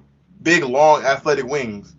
And I feel like we saw what Toronto is doing right now. They're all about switchability and being versatile. At running Pascal they get a really good center though. Like if they don't have to run Pascal oh my gosh, if I can stop stuttering, if they can run Pascal as the actual power forward and not the center, they'll be even better. But I see what they're trying to do with the switchability. I mean, with OG though, OG's OG's averaging. Oh wow. I'm looking at his stats. OG shoots a whole lot better than I thought. Because I always thought of that 2018 Raptors where he was shooting 33%. He shot 39% from three in Oh yeah, 2020 and shot 36 last year. So, yo, and he averaged OG 17. Yo, and then OG when he gets switched on to bigger defenders, his defense actually gets better. If you look up when he gets switched to bigger opponents, like in the switch, like in a pick and roll, and gets switched on to another person, his defense gets better. It's crazy. And what I'm like, if you have to pick between the two, I believe I know what you're gonna go with, but I'm picking Scotty Barnes if you had to pick between the two.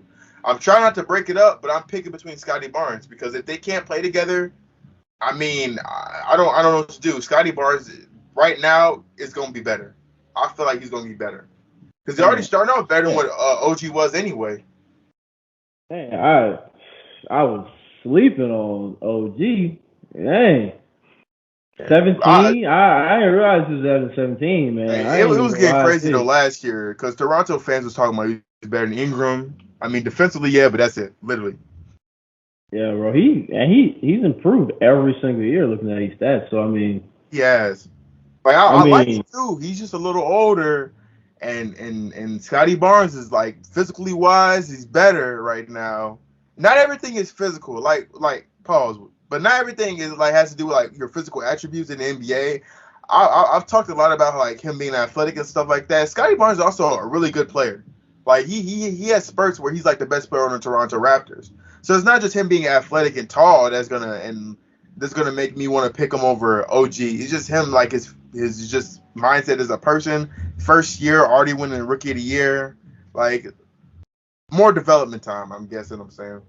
I mean, OG's 24, Scotty Barnes is 20. Scotty Barnes averaged 2 less points than him. Mm-hmm. What did he do? Oh yeah, his 3-point percentage is ass. Talking about Scotty Barnes, shot 30%. He shot just about the same from the field as OG. OG I thought they were going to be able to work together pretty decently. Well, I was like, maybe who would start would be like different because I'm like Scotty Barnes should start, but Scotty Barnes is a way better playmaker though. Not gonna lie, that's one thing he does do better over OG. It's playmaking because he can play make. He's not like Delonte Banton playmaking. If I'm comparing it to somebody who's a playmaker on their team, but he can play make.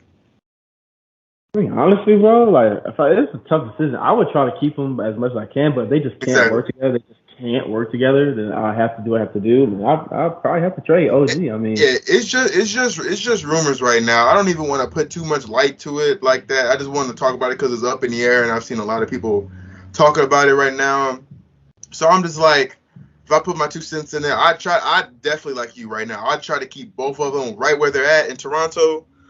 If I have to trade, I'm keeping Scotty. I'm just have to. I mean, you can get good trade value for OG too, but you're not gonna get as good as OG actually is. Hey, you want to add to it? Trade OG, couple picks.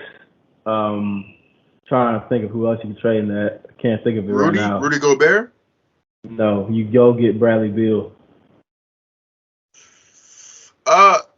Bradley Beal will love that team, not gonna lie, because they're so good defensively. He doesn't have to try. Like that's actually like because you lose him, you'll probably have to trade. I don't know what you do with Gary Trent that time. Do you just not re-sign his contract or try to trade him too? Let me look at this team quick. Gary Trent, I do like Gary Trent too. I think you have to I add. like him. You'll have to Do you add just him keep into him the and slide him trade. down? You have to add him to the trade. Honestly, I think. OG and Gary Trent for. Let me see. Why would the thing is though with the Washington Wizards, you have Rui who you believe in, Kuzma who you believe in, Denny that you believe in, Thomas Bryant, who else do you have? Kristaps. Like, it's a weird amalgamation of players. I don't know what they're trying to go for. They're trying to go for a point guard, which I'm thinking they are. Which is why I'm saying they should probably try to trade up and get like an Ivy or McDermott, somebody like that. Or like, who are they going for? Because like just trade wise, swap. That's a really good trade that you just said. But I don't know if the Wizards would do it just because I don't know if they need any more forwards because I think they're stacked. Honestly, I think what you'll see also to make the salaries match. I think you'll probably see OG, Thaddeus Young, and Gary Trent all go to the Wizards. And then the Wizards will probably give you, I don't know, KCP, probably. If he's still there. I don't remember if he's still there. Is he still there? Yeah. Yeah. I don't know. Yeah. But it's just really weird because with Rui, I don't know what's up with Rui, to be honest with you. Remember in the beginning of the season he couldn't play. I don't know, because I had high hopes for Rui coming out the 2019 draft. Honestly, I never really was high on Rui Hachimura, honestly. I never really figured he was going to be all that. I was more of a like the physical attributes guy. I maybe still am today. I know I talk about it a lot, but I was like, ooh, Cam Reddish might be better than RJ Barrett just because of blah blah blah. This that. He's taller, shoots as well. He was the second best player at Duke in my opinion. But then I'm like, that was a bad take. I've had many of those. I ain't even gonna say that's a bad take because I do think Cam Reddish is better than RJ. Everyone on the Duke team will say the hardest person he had to go against was Cam Reddish. So I think really it's kind of like with Kevin Porter Jr. I think it's just about how it's just fit, it's environment. Exactly. He's one of those players that you have to put him in an absolutely perfect bubble environment for him to work. Because Atlanta, you got Trae Young. I mean, you just need. I would send his ass to play him. The Knicks should. I mean, they should play him I'll send him for him. I mean, but you know why they traded for him. Really, the only reason why they traded for him wasn't because they wanted to play. They try to get Zion or keep RJ. That's literally it. They just wanted Zion, and I'm like, that's just not gonna work. That's such a waste of his potential. Because him and RJ play together too. They would be great. They're a great fit next to each other because Cam Reddish potential has not been unleashed. He's going. I'm just saying. There's a reason why I wanted to trade Lonzo for him. That might look like a loose trade, but there's a reason why. You can't go wrong with forwards like Cam Reddish who can shoot the ball. I want to trade Lonzo for DeAndre Hunter. Honestly, that's what I was looking at. Bro, that's even better. That's even better. He's like a Kawhi Leonard type player. Not actual, but he defends and shoots. That's all you need. I just don't think he's gonna, get his potential in Atlanta. I just don't. I don't know why. Just Atlanta just isn't hitting it. They have all these good players, but they're still so mediocre. And Trae Young's not a ball hog or anything. It's just weird. I really did. I had them as a sleeper team, and they have so many good pieces on that team. That's what I'm exactly. Which I don't see why they don't fit because Cam Reddish, DeAndre Hunter, there's no reason why these two off-ball shooter players can't fit next to Trae Young, who's going to get them open looks. Because Trae Young's a good player. He's like a mini Luka, but, a little different. I just say that because they were traded for each other. But, he's going to get his players open. He's gonna make sure they get the open look. He's more of a pass first and I'm going to shoot the shot. In certain moments, when it's clutch time, he's going to take the shots, but you want him to take those shots because he can make those shots. Bro, you got Bogdan, who's a shooter. You got Clint, who can hold it down in the paint. John Collins, who's an exactly. Sharif Cooper, who's going to be a really nice point guard. Jalen Johnson. Kevin Herter can shoot. DeAndre Hunter, defense and shooting. Jalen Johnson. Kevin Knox. Aneke Okonkwo, bro. DeLon Wright on that team. There's no reason why this team shouldn't be a 3 seed if they really just put it together. I don't know. I think it has something to do internally than more than playing wise because these are some good players. I think if they all stay healthy, they're gonna be the resurgence. I thought they were gonna do what the Boston Celtics did last year, but I was wrong on that because Giannis is Giannis. Nate McMillan's their coach. I mean, am I gonna say Nate McMillan's problem? I don't know. He was good last season, but I always knew he was a mid coach. Like he wasn't that like type that. of team. Honestly, I want a Mike D'Antoni. I want a Mike D'Antoni because I know Mike D'Antoni will get like the extreme offense out of. Hey, there's still time to get him. There's still time to get him because he doesn't have a job right now because Kenny Atkinson went to the Hornets. I need to see him back on Pell's coaching staff. I don't care. I need him back. I mean, what happened? Like he wasn't an assistant. He was like an advisor or something like coaching, that. Yeah, coaching analyst advisor type deal. I guess it was just to help Willie Green like adjust to becoming a new coach. But I want to see him as an assistant coach on the sideline. Because Willie Green, as long as he just keep it strictly offensively, we can have him be an offensive coach. I'm okay. I'm definitely okay with D'Antoni's offense. An assistant, because I think what you see a lot of times out of Willie Green, he kind of gets into his own like headspace a little bit and he kind of gets flustered. Like I've noticed he needs like a player like him who needs to research. Like if this is what you want, then do it. Like if this is what you believe is going to do it because you're the coach. And he's just a young coach too. That happens. He just needs a guy to balance him out a little bit. Like he started getting better at it late in the season. Like he's calling timeouts when he should now. Unlike Stan Van Gundy. Yeah, he would never want to call a timeout. And after the All-Star break, he even went out and said like, "Hey, I gotta do better with the rotations, and like I just gotta be better." And he changed. He realized, "Hey, I can't sit here and say Garrett Temple anymore. I can't." And that's the thing about these young coaches. They like to change. These young coaches, they'll adjust. Like I can't say his name, but Celtics coach. I'm bad at pronouncing names sometimes. Udoka? Udoka. Yeah, I wanted him. I wanted him for the Pels too. I'm like either him or Willie Green. I'm okay with that. If we got either or, I'm happy with it. I'm literally happy with it because these young coaches can adapt to new situations that these old coaches put them in because they're used to it. Most of them are players who played. Udoka didn't play, but he's been around the game for a good bit. He's been an assistant. Wasn't he under Popovich? So I'm like, he finally gets his chance to shine. Any Popovich disciple besides Jim Boylan was good, to be honest with you. The damn Jim Boylan. I don't know. He's crazy. He ain't never gonna get another job in the NBA. Probably not. He's probably gonna be like David Blatt, if we're gonna be honest. I did like David Blatt at the time, but they just didn't like him. So he's gonna be Mark Jackson, but just no one's even gonna mention him in coaching. I mean, shit, that's all I motherfucking got today. To be honest with you, is that all of our topics? I think. Yeah, we talk about Kenny. I just wanted one last thing. I don't think we really talked about Darvin Ham. We need those Laker views. If you're a Lakers fan listening right now, hi. We love the Lakers. y'all are great. I appreciate y'all giving us them nice, exactly. Thank you, Anthony Davis, for requesting a trade to give us these picks. Love you, AD. But how do you feel about the Darvin Ham situation and them? I don't know if we've talked about it already. If we have, you can shut it down. But him trying to run the same offense as the Bucks, I think I covered it a little bit, but I wanted to get more in depth with it to see because he wants to run AD like how they do Giannis. So I'm like, that's crazy because that means we're gonna see some point AD. So how do you feel about point AD? I don't even think AD would fuck with point AD. I don't think his body can hold up to it. Because if you look at Giannis is so successful because look at his body. He is a big, muscular dude. I mean, he has the muscle mass and the strength. You can't go. Anthony Davis does not have that muscle mass, and he doesn't have the body type to crash and bang all day in the paint like Giannis can. And he's not even anywhere near as athletic as Giannis. Like Giannis, really not. He's Giannis runs up the court in 3 steps. I mean, Anthony Davis is not doing that.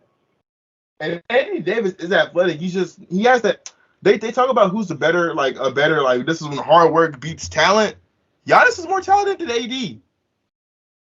Respectfully. Yeah. The only thing AD does better is shoot. And this season, he wasn't even a better shooter. So he does nothing better than Giannis. And that's a testament to Giannis. When he was on the Pelicans, I was all on, man. Oh, AD's better than Giannis. AD's better than Giannis. And then also, Giannis wasn't at his full potential at the time. Athletically speaking, he's better, bigger, better, stronger. He banged down low, injury wise. Giannis does even more weirder stuff than AD and somehow doesn't get injured. He's just a genetic anomaly. Giannis would even always built like that. I remember in 2013 when he came to the league. Exactly. He was built like Brandon Ingram. I mean, hey, that's why Chet. You got hope, Chet. You gonna get your weight up, and then once they do, the league gonna see. Man, the league gonna see.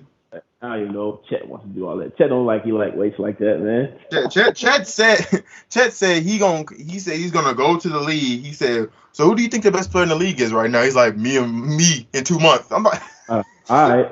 Okay, Luka, you're not Luka, bud. Luka said the NBA. All right, if we going to be honest, he wasn't even the best player on his team, but I ain't even gonna talk about it like that. I ain't even gonna get it. Gonzaga. Yeah, Drew Timmy. I'm telling you, bro. Drew Timmy like that. Drew Timmy was like that though. Timmy is like that. But as far as AD, I don't really see it. I don't like it. I get it defensively though.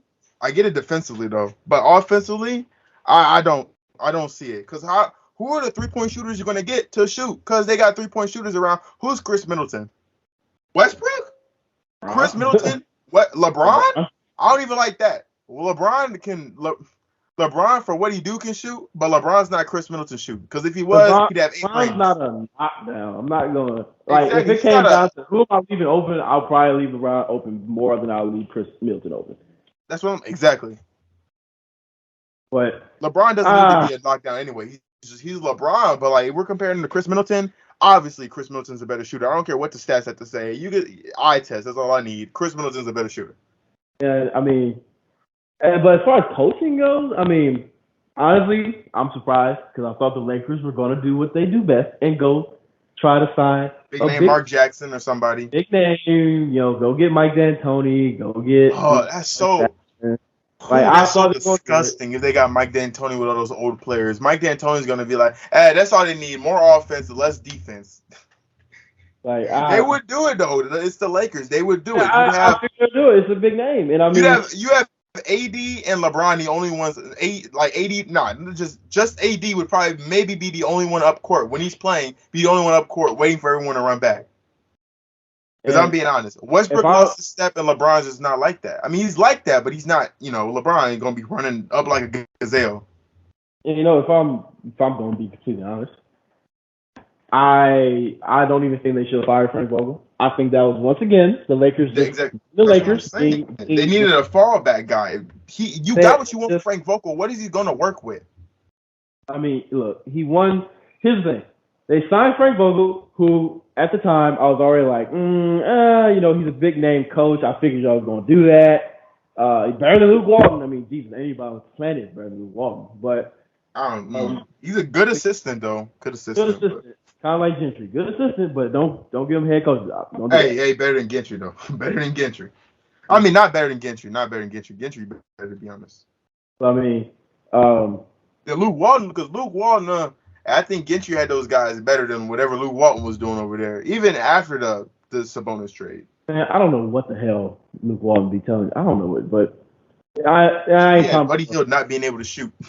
I ain't even gonna talk about no damn Luke Walton, but Frank Vogel, first year there, they won a championship, and we could argue, hey, it was Mickey Mouse, whatever. But I mean, why would you fire? It's kind of like the Dwayne Casey thing. He won Coach of the Year. Why would you fire that man? And exactly. Then. Frank Vogel won you a championship in 2020. Like, why are you firing him because you had one bad season? And if you look at the bad season, it's because the front office decided to give Russell Westbrook, hey, we're going to give Russell Westbrook a shot, even though we know he's on the decline and he's going to make $47+ million in the next 2 years. And then they get rid of Kuzma, they get rid of really all the young pieces, and they lock on to Talen Horton-Tucker because he had a great last 10 games of the season. I mean, like. For real. That's you sitting here talking about, we're gonna keep him over. He's the future. Like he's the future. Like, no, he's not. Like the dude's mid. He's just mid. And then you got LeBron, who's and that's like that team was not and you let Caruso walk. Of all things, you let Caruso walk. Exactly. I don't know why you do that. There was really no reason to do it. Get rid of your best defenders in him and KCP and Danny Green. Danny Green wasn't. Yeah, they're best defenders. Yeah, he was one of them. And you let JaVale go. You let Cousins go. I mean, there's so many things. Like, you knew AD don't like to play center, so you get rid of JaVale McGee. Okay, you do that. Why would you get rid of Cousins too? Why would you get rid of Cousins? I mean, Because of injuries, he's playing. He was playing right now. He played more than Anthony Davis did this season. He did. And the team just wasn't put together well. And I think they just left a lot. Like, they just let a lot go. And they didn't rebuild that team the right way because, I mean, let me just hurry up and go look at this Lakers roster. Austin Reeves, he comes to mind. I'm like, who the hell is Austin damn Reeves? I mean, why is he even getting He's hyped up. All right, let him be on the Pels. He's a no-name. No one knows him. Kendrick Nunn is on there. Kendrick Nunn didn't even get no tick. Why are you not giving Kendrick Nunn a tick? He was injured, though. Like, the entire season he was injured. It was crazy. You got Melo, old as hell. DJ Augustine, old. Kent Bazemore, old. Bro, when they were re-signing this team, I remember on Twitter, I went out and I was like, this is going to be a retirement home team at best. Like, they're not going to be good. And everyone's like, they're going to be cold. I was at least thinking that Westbrook, LeBron, and AD would all be healthy. That was my fault for thinking AD could be healthy. Westbrook did his thing. He played like every single game except for like 2. But that's not the guy you want playing all your games. See, because like not the guy I want playing. Wayne Ellington, that's a no. I don't even want him in rotation. Kent Bazemore, he's really not a rotation guy anymore. DJ Augustine's not a rotation guy no more. Trevor Ariza starting. Yeah, he shouldn't be. Mason Jones, whoever the hell you are, Mac McClung, whatever. Malik Monk, disappointment. Mac McClung, bro. Kendrick Nunn, if he was playing, should have started. Austin Reeves. I mean, I'm not giving any of these guys tick. Stanley Johnson, not giving him tick. Winning Gabriel, the dude got cut from the Pelicans, and y'all are giving him minutes. Like, hey, Winning Gabriel, bro. I remember they made a post about him. Like, is that Gabriel? Ain't no way. He's doing his thing. He get 15 points on the Pelicans. Everybody sleep. We get 15 points on the Lakers. He's the next coming of Dikembe Mutombo or something. He's the GOAT. Like, man, that team is ass. Is hot ass, actually. You're not going to be all that. I said it before. And they're only going to get older. I mean, everybody on here is going to be 1 year older next year. Ain't nobody got a time machine. Yeah, everyone's going to be 1 year older, so expect them to get even worse.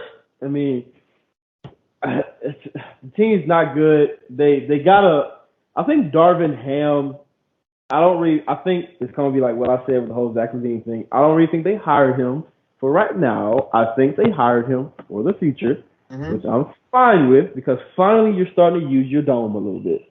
That's what I'm saying. Forget Lakers. Lakers can draft really good. I don't see why they need to trade for these big stars. Bro, they can draft, they just can't develop. That was always my biggest problem with the Lakers. I was like, look, you guys have really good drafting.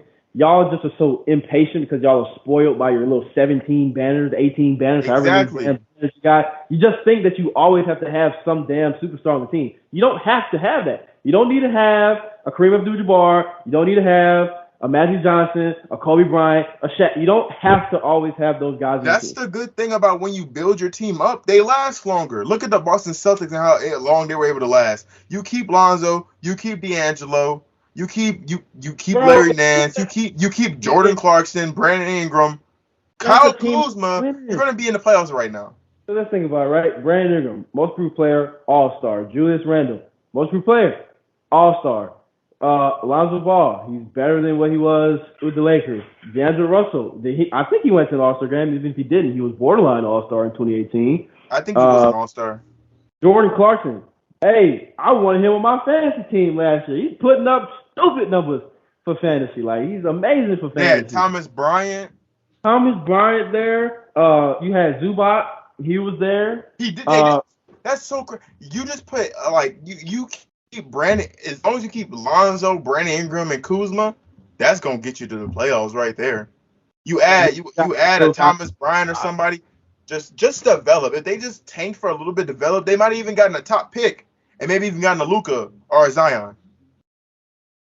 See, because I believe they can draft well. They would have gotten Bagley because everybody thought Marcus Bagley was a high. League is filled with like guys who were drafted by the Lakers during like the end of the Kobe Bryant era. They always like to brag that you draft well, but you don't develop. You got to send the team you have to send it to the Pelicans because Kuzma that came here, Kuzma would have been all-star. I'm not saying that despite Brandon Ingram, because Brandon Ingram was way better, but Kuzma would have been all-star too, because we would have had him right. And I mean, if I was a Lakers fan, I would be a little more frustrated with that. Like, yeah, I could get whatever all-star player I want because we're the Lakers and we can buy a ring every single year. But like, exactly. After that, I mean, your team's not good. Like, if you lose any of these all-star caliber players, you're just not good. And look, I understand it. I understand gonna win Lakers fans that are sitting there like, oh, but remember, we had Jordan Hill and Robert Sacre. So like, yeah, that's cool. Well, we had Grievous Vasquez and Brian Roberts starting. I mean, don't talk to me about struggle. I had Dante Cunningham as my starting. Like, I don't want to hear none of that. Like, sure, you went to like what 2-3 bad years after Kobe left. Sure, whatever. That's because you didn't want to give none of these guys time. You shipped out a prospect like D'Angelo Russell just because your old ass Swaggy P didn't like him because he snitched. Are we serious? Man, I would have told Swaggy P, you tripping, bro. Man, y'all just go ahead and just Son, they don't know nothing. Hey, they don't know nothing about Frank Jackson though. If Frank Jackson was on the team, on the Lakers team, they'd be thinking he is the next GOAT. Because Frank Jackson was getting buckets back in the day. Man, we can trade them. Who's the guy? We trade him Najee. They think he's the GOAT. Give him Jose. He's the next Calix Caruso. Just you trade him anybody who can like average 15. They think he's the GOAT.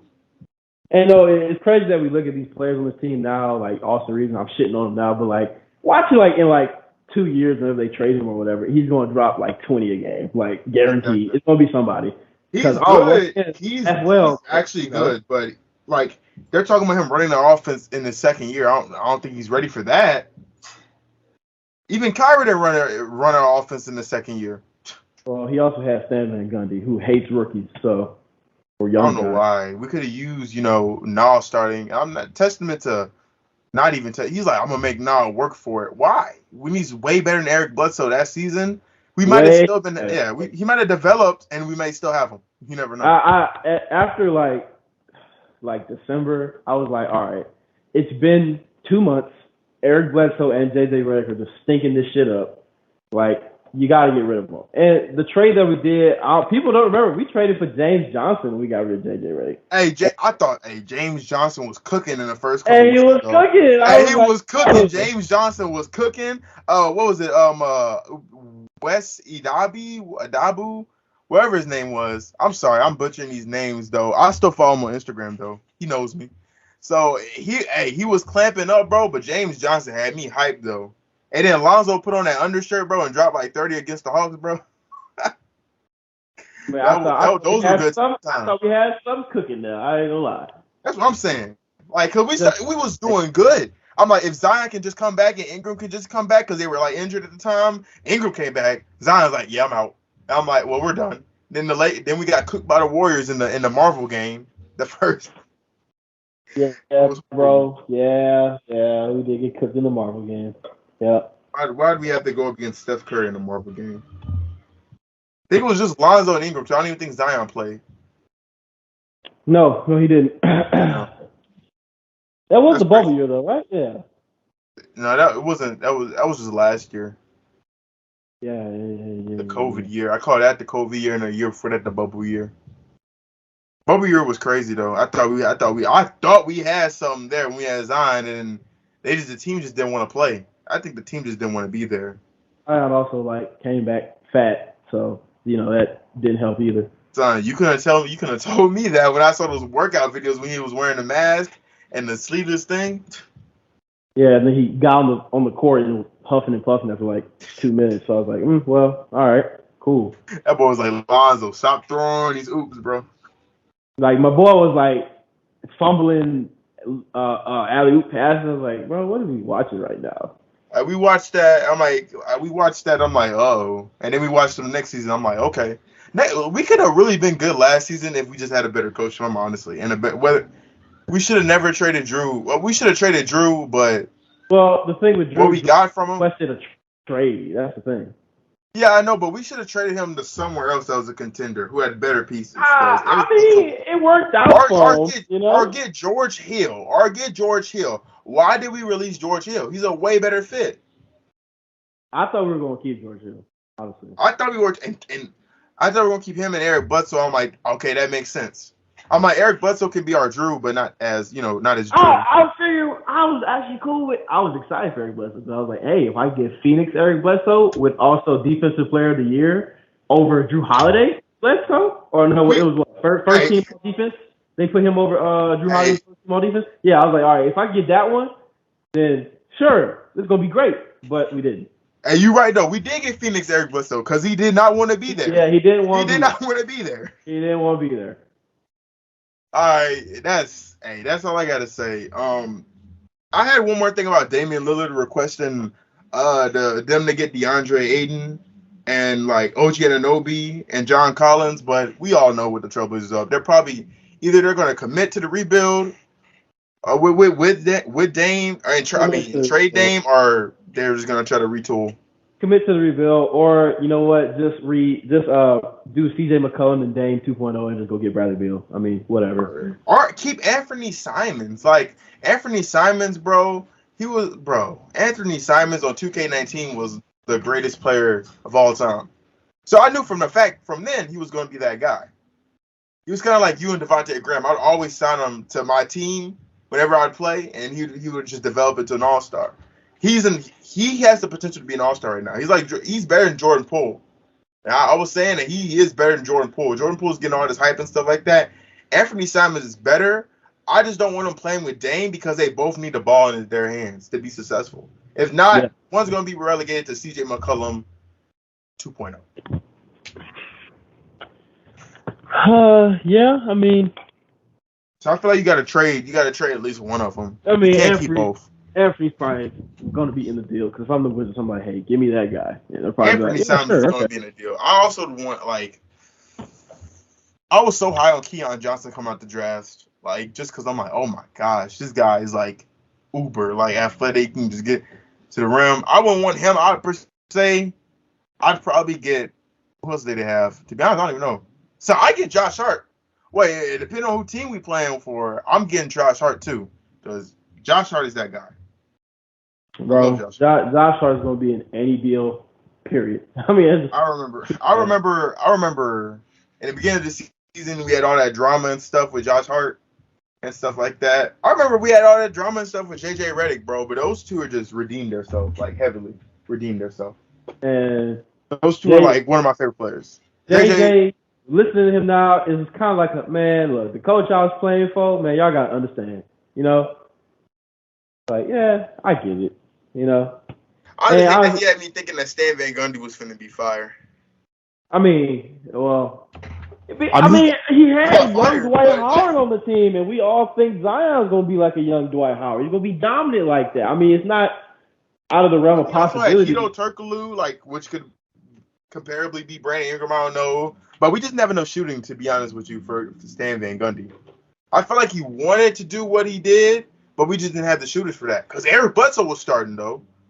Now was better at shooting, but he wasn't the knockdown shooter we needed. That's probably why he played JJ so much. Yeah.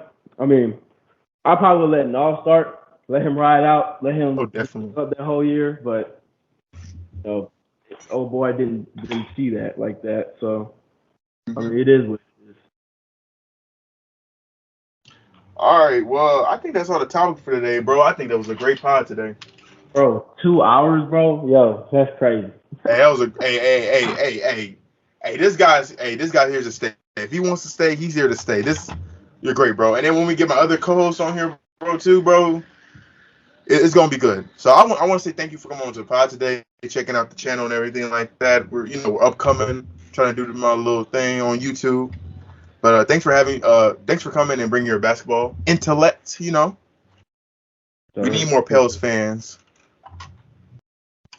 Yeah, man. All right, any closing thoughts or anything you want to say before we head out? Man, just looking forward to this, man. I ain't really got much else, but Yeah. We gonna work on talking so damn long because people be losing their attention span after like I'm an gonna have to hour. put so many timestamps. I'm gonna have to put. But I But think hey, it's all good. Hey, I'm worth it. It was a great pod. I'd rather talk. I'm gonna get my webcam working too. We gonna get back. Oh yeah. All right, well, hey, this was In the Loops with the Hoops. I was with my boy Calvin, and don't forget to like and subscribe, y'all. Peace.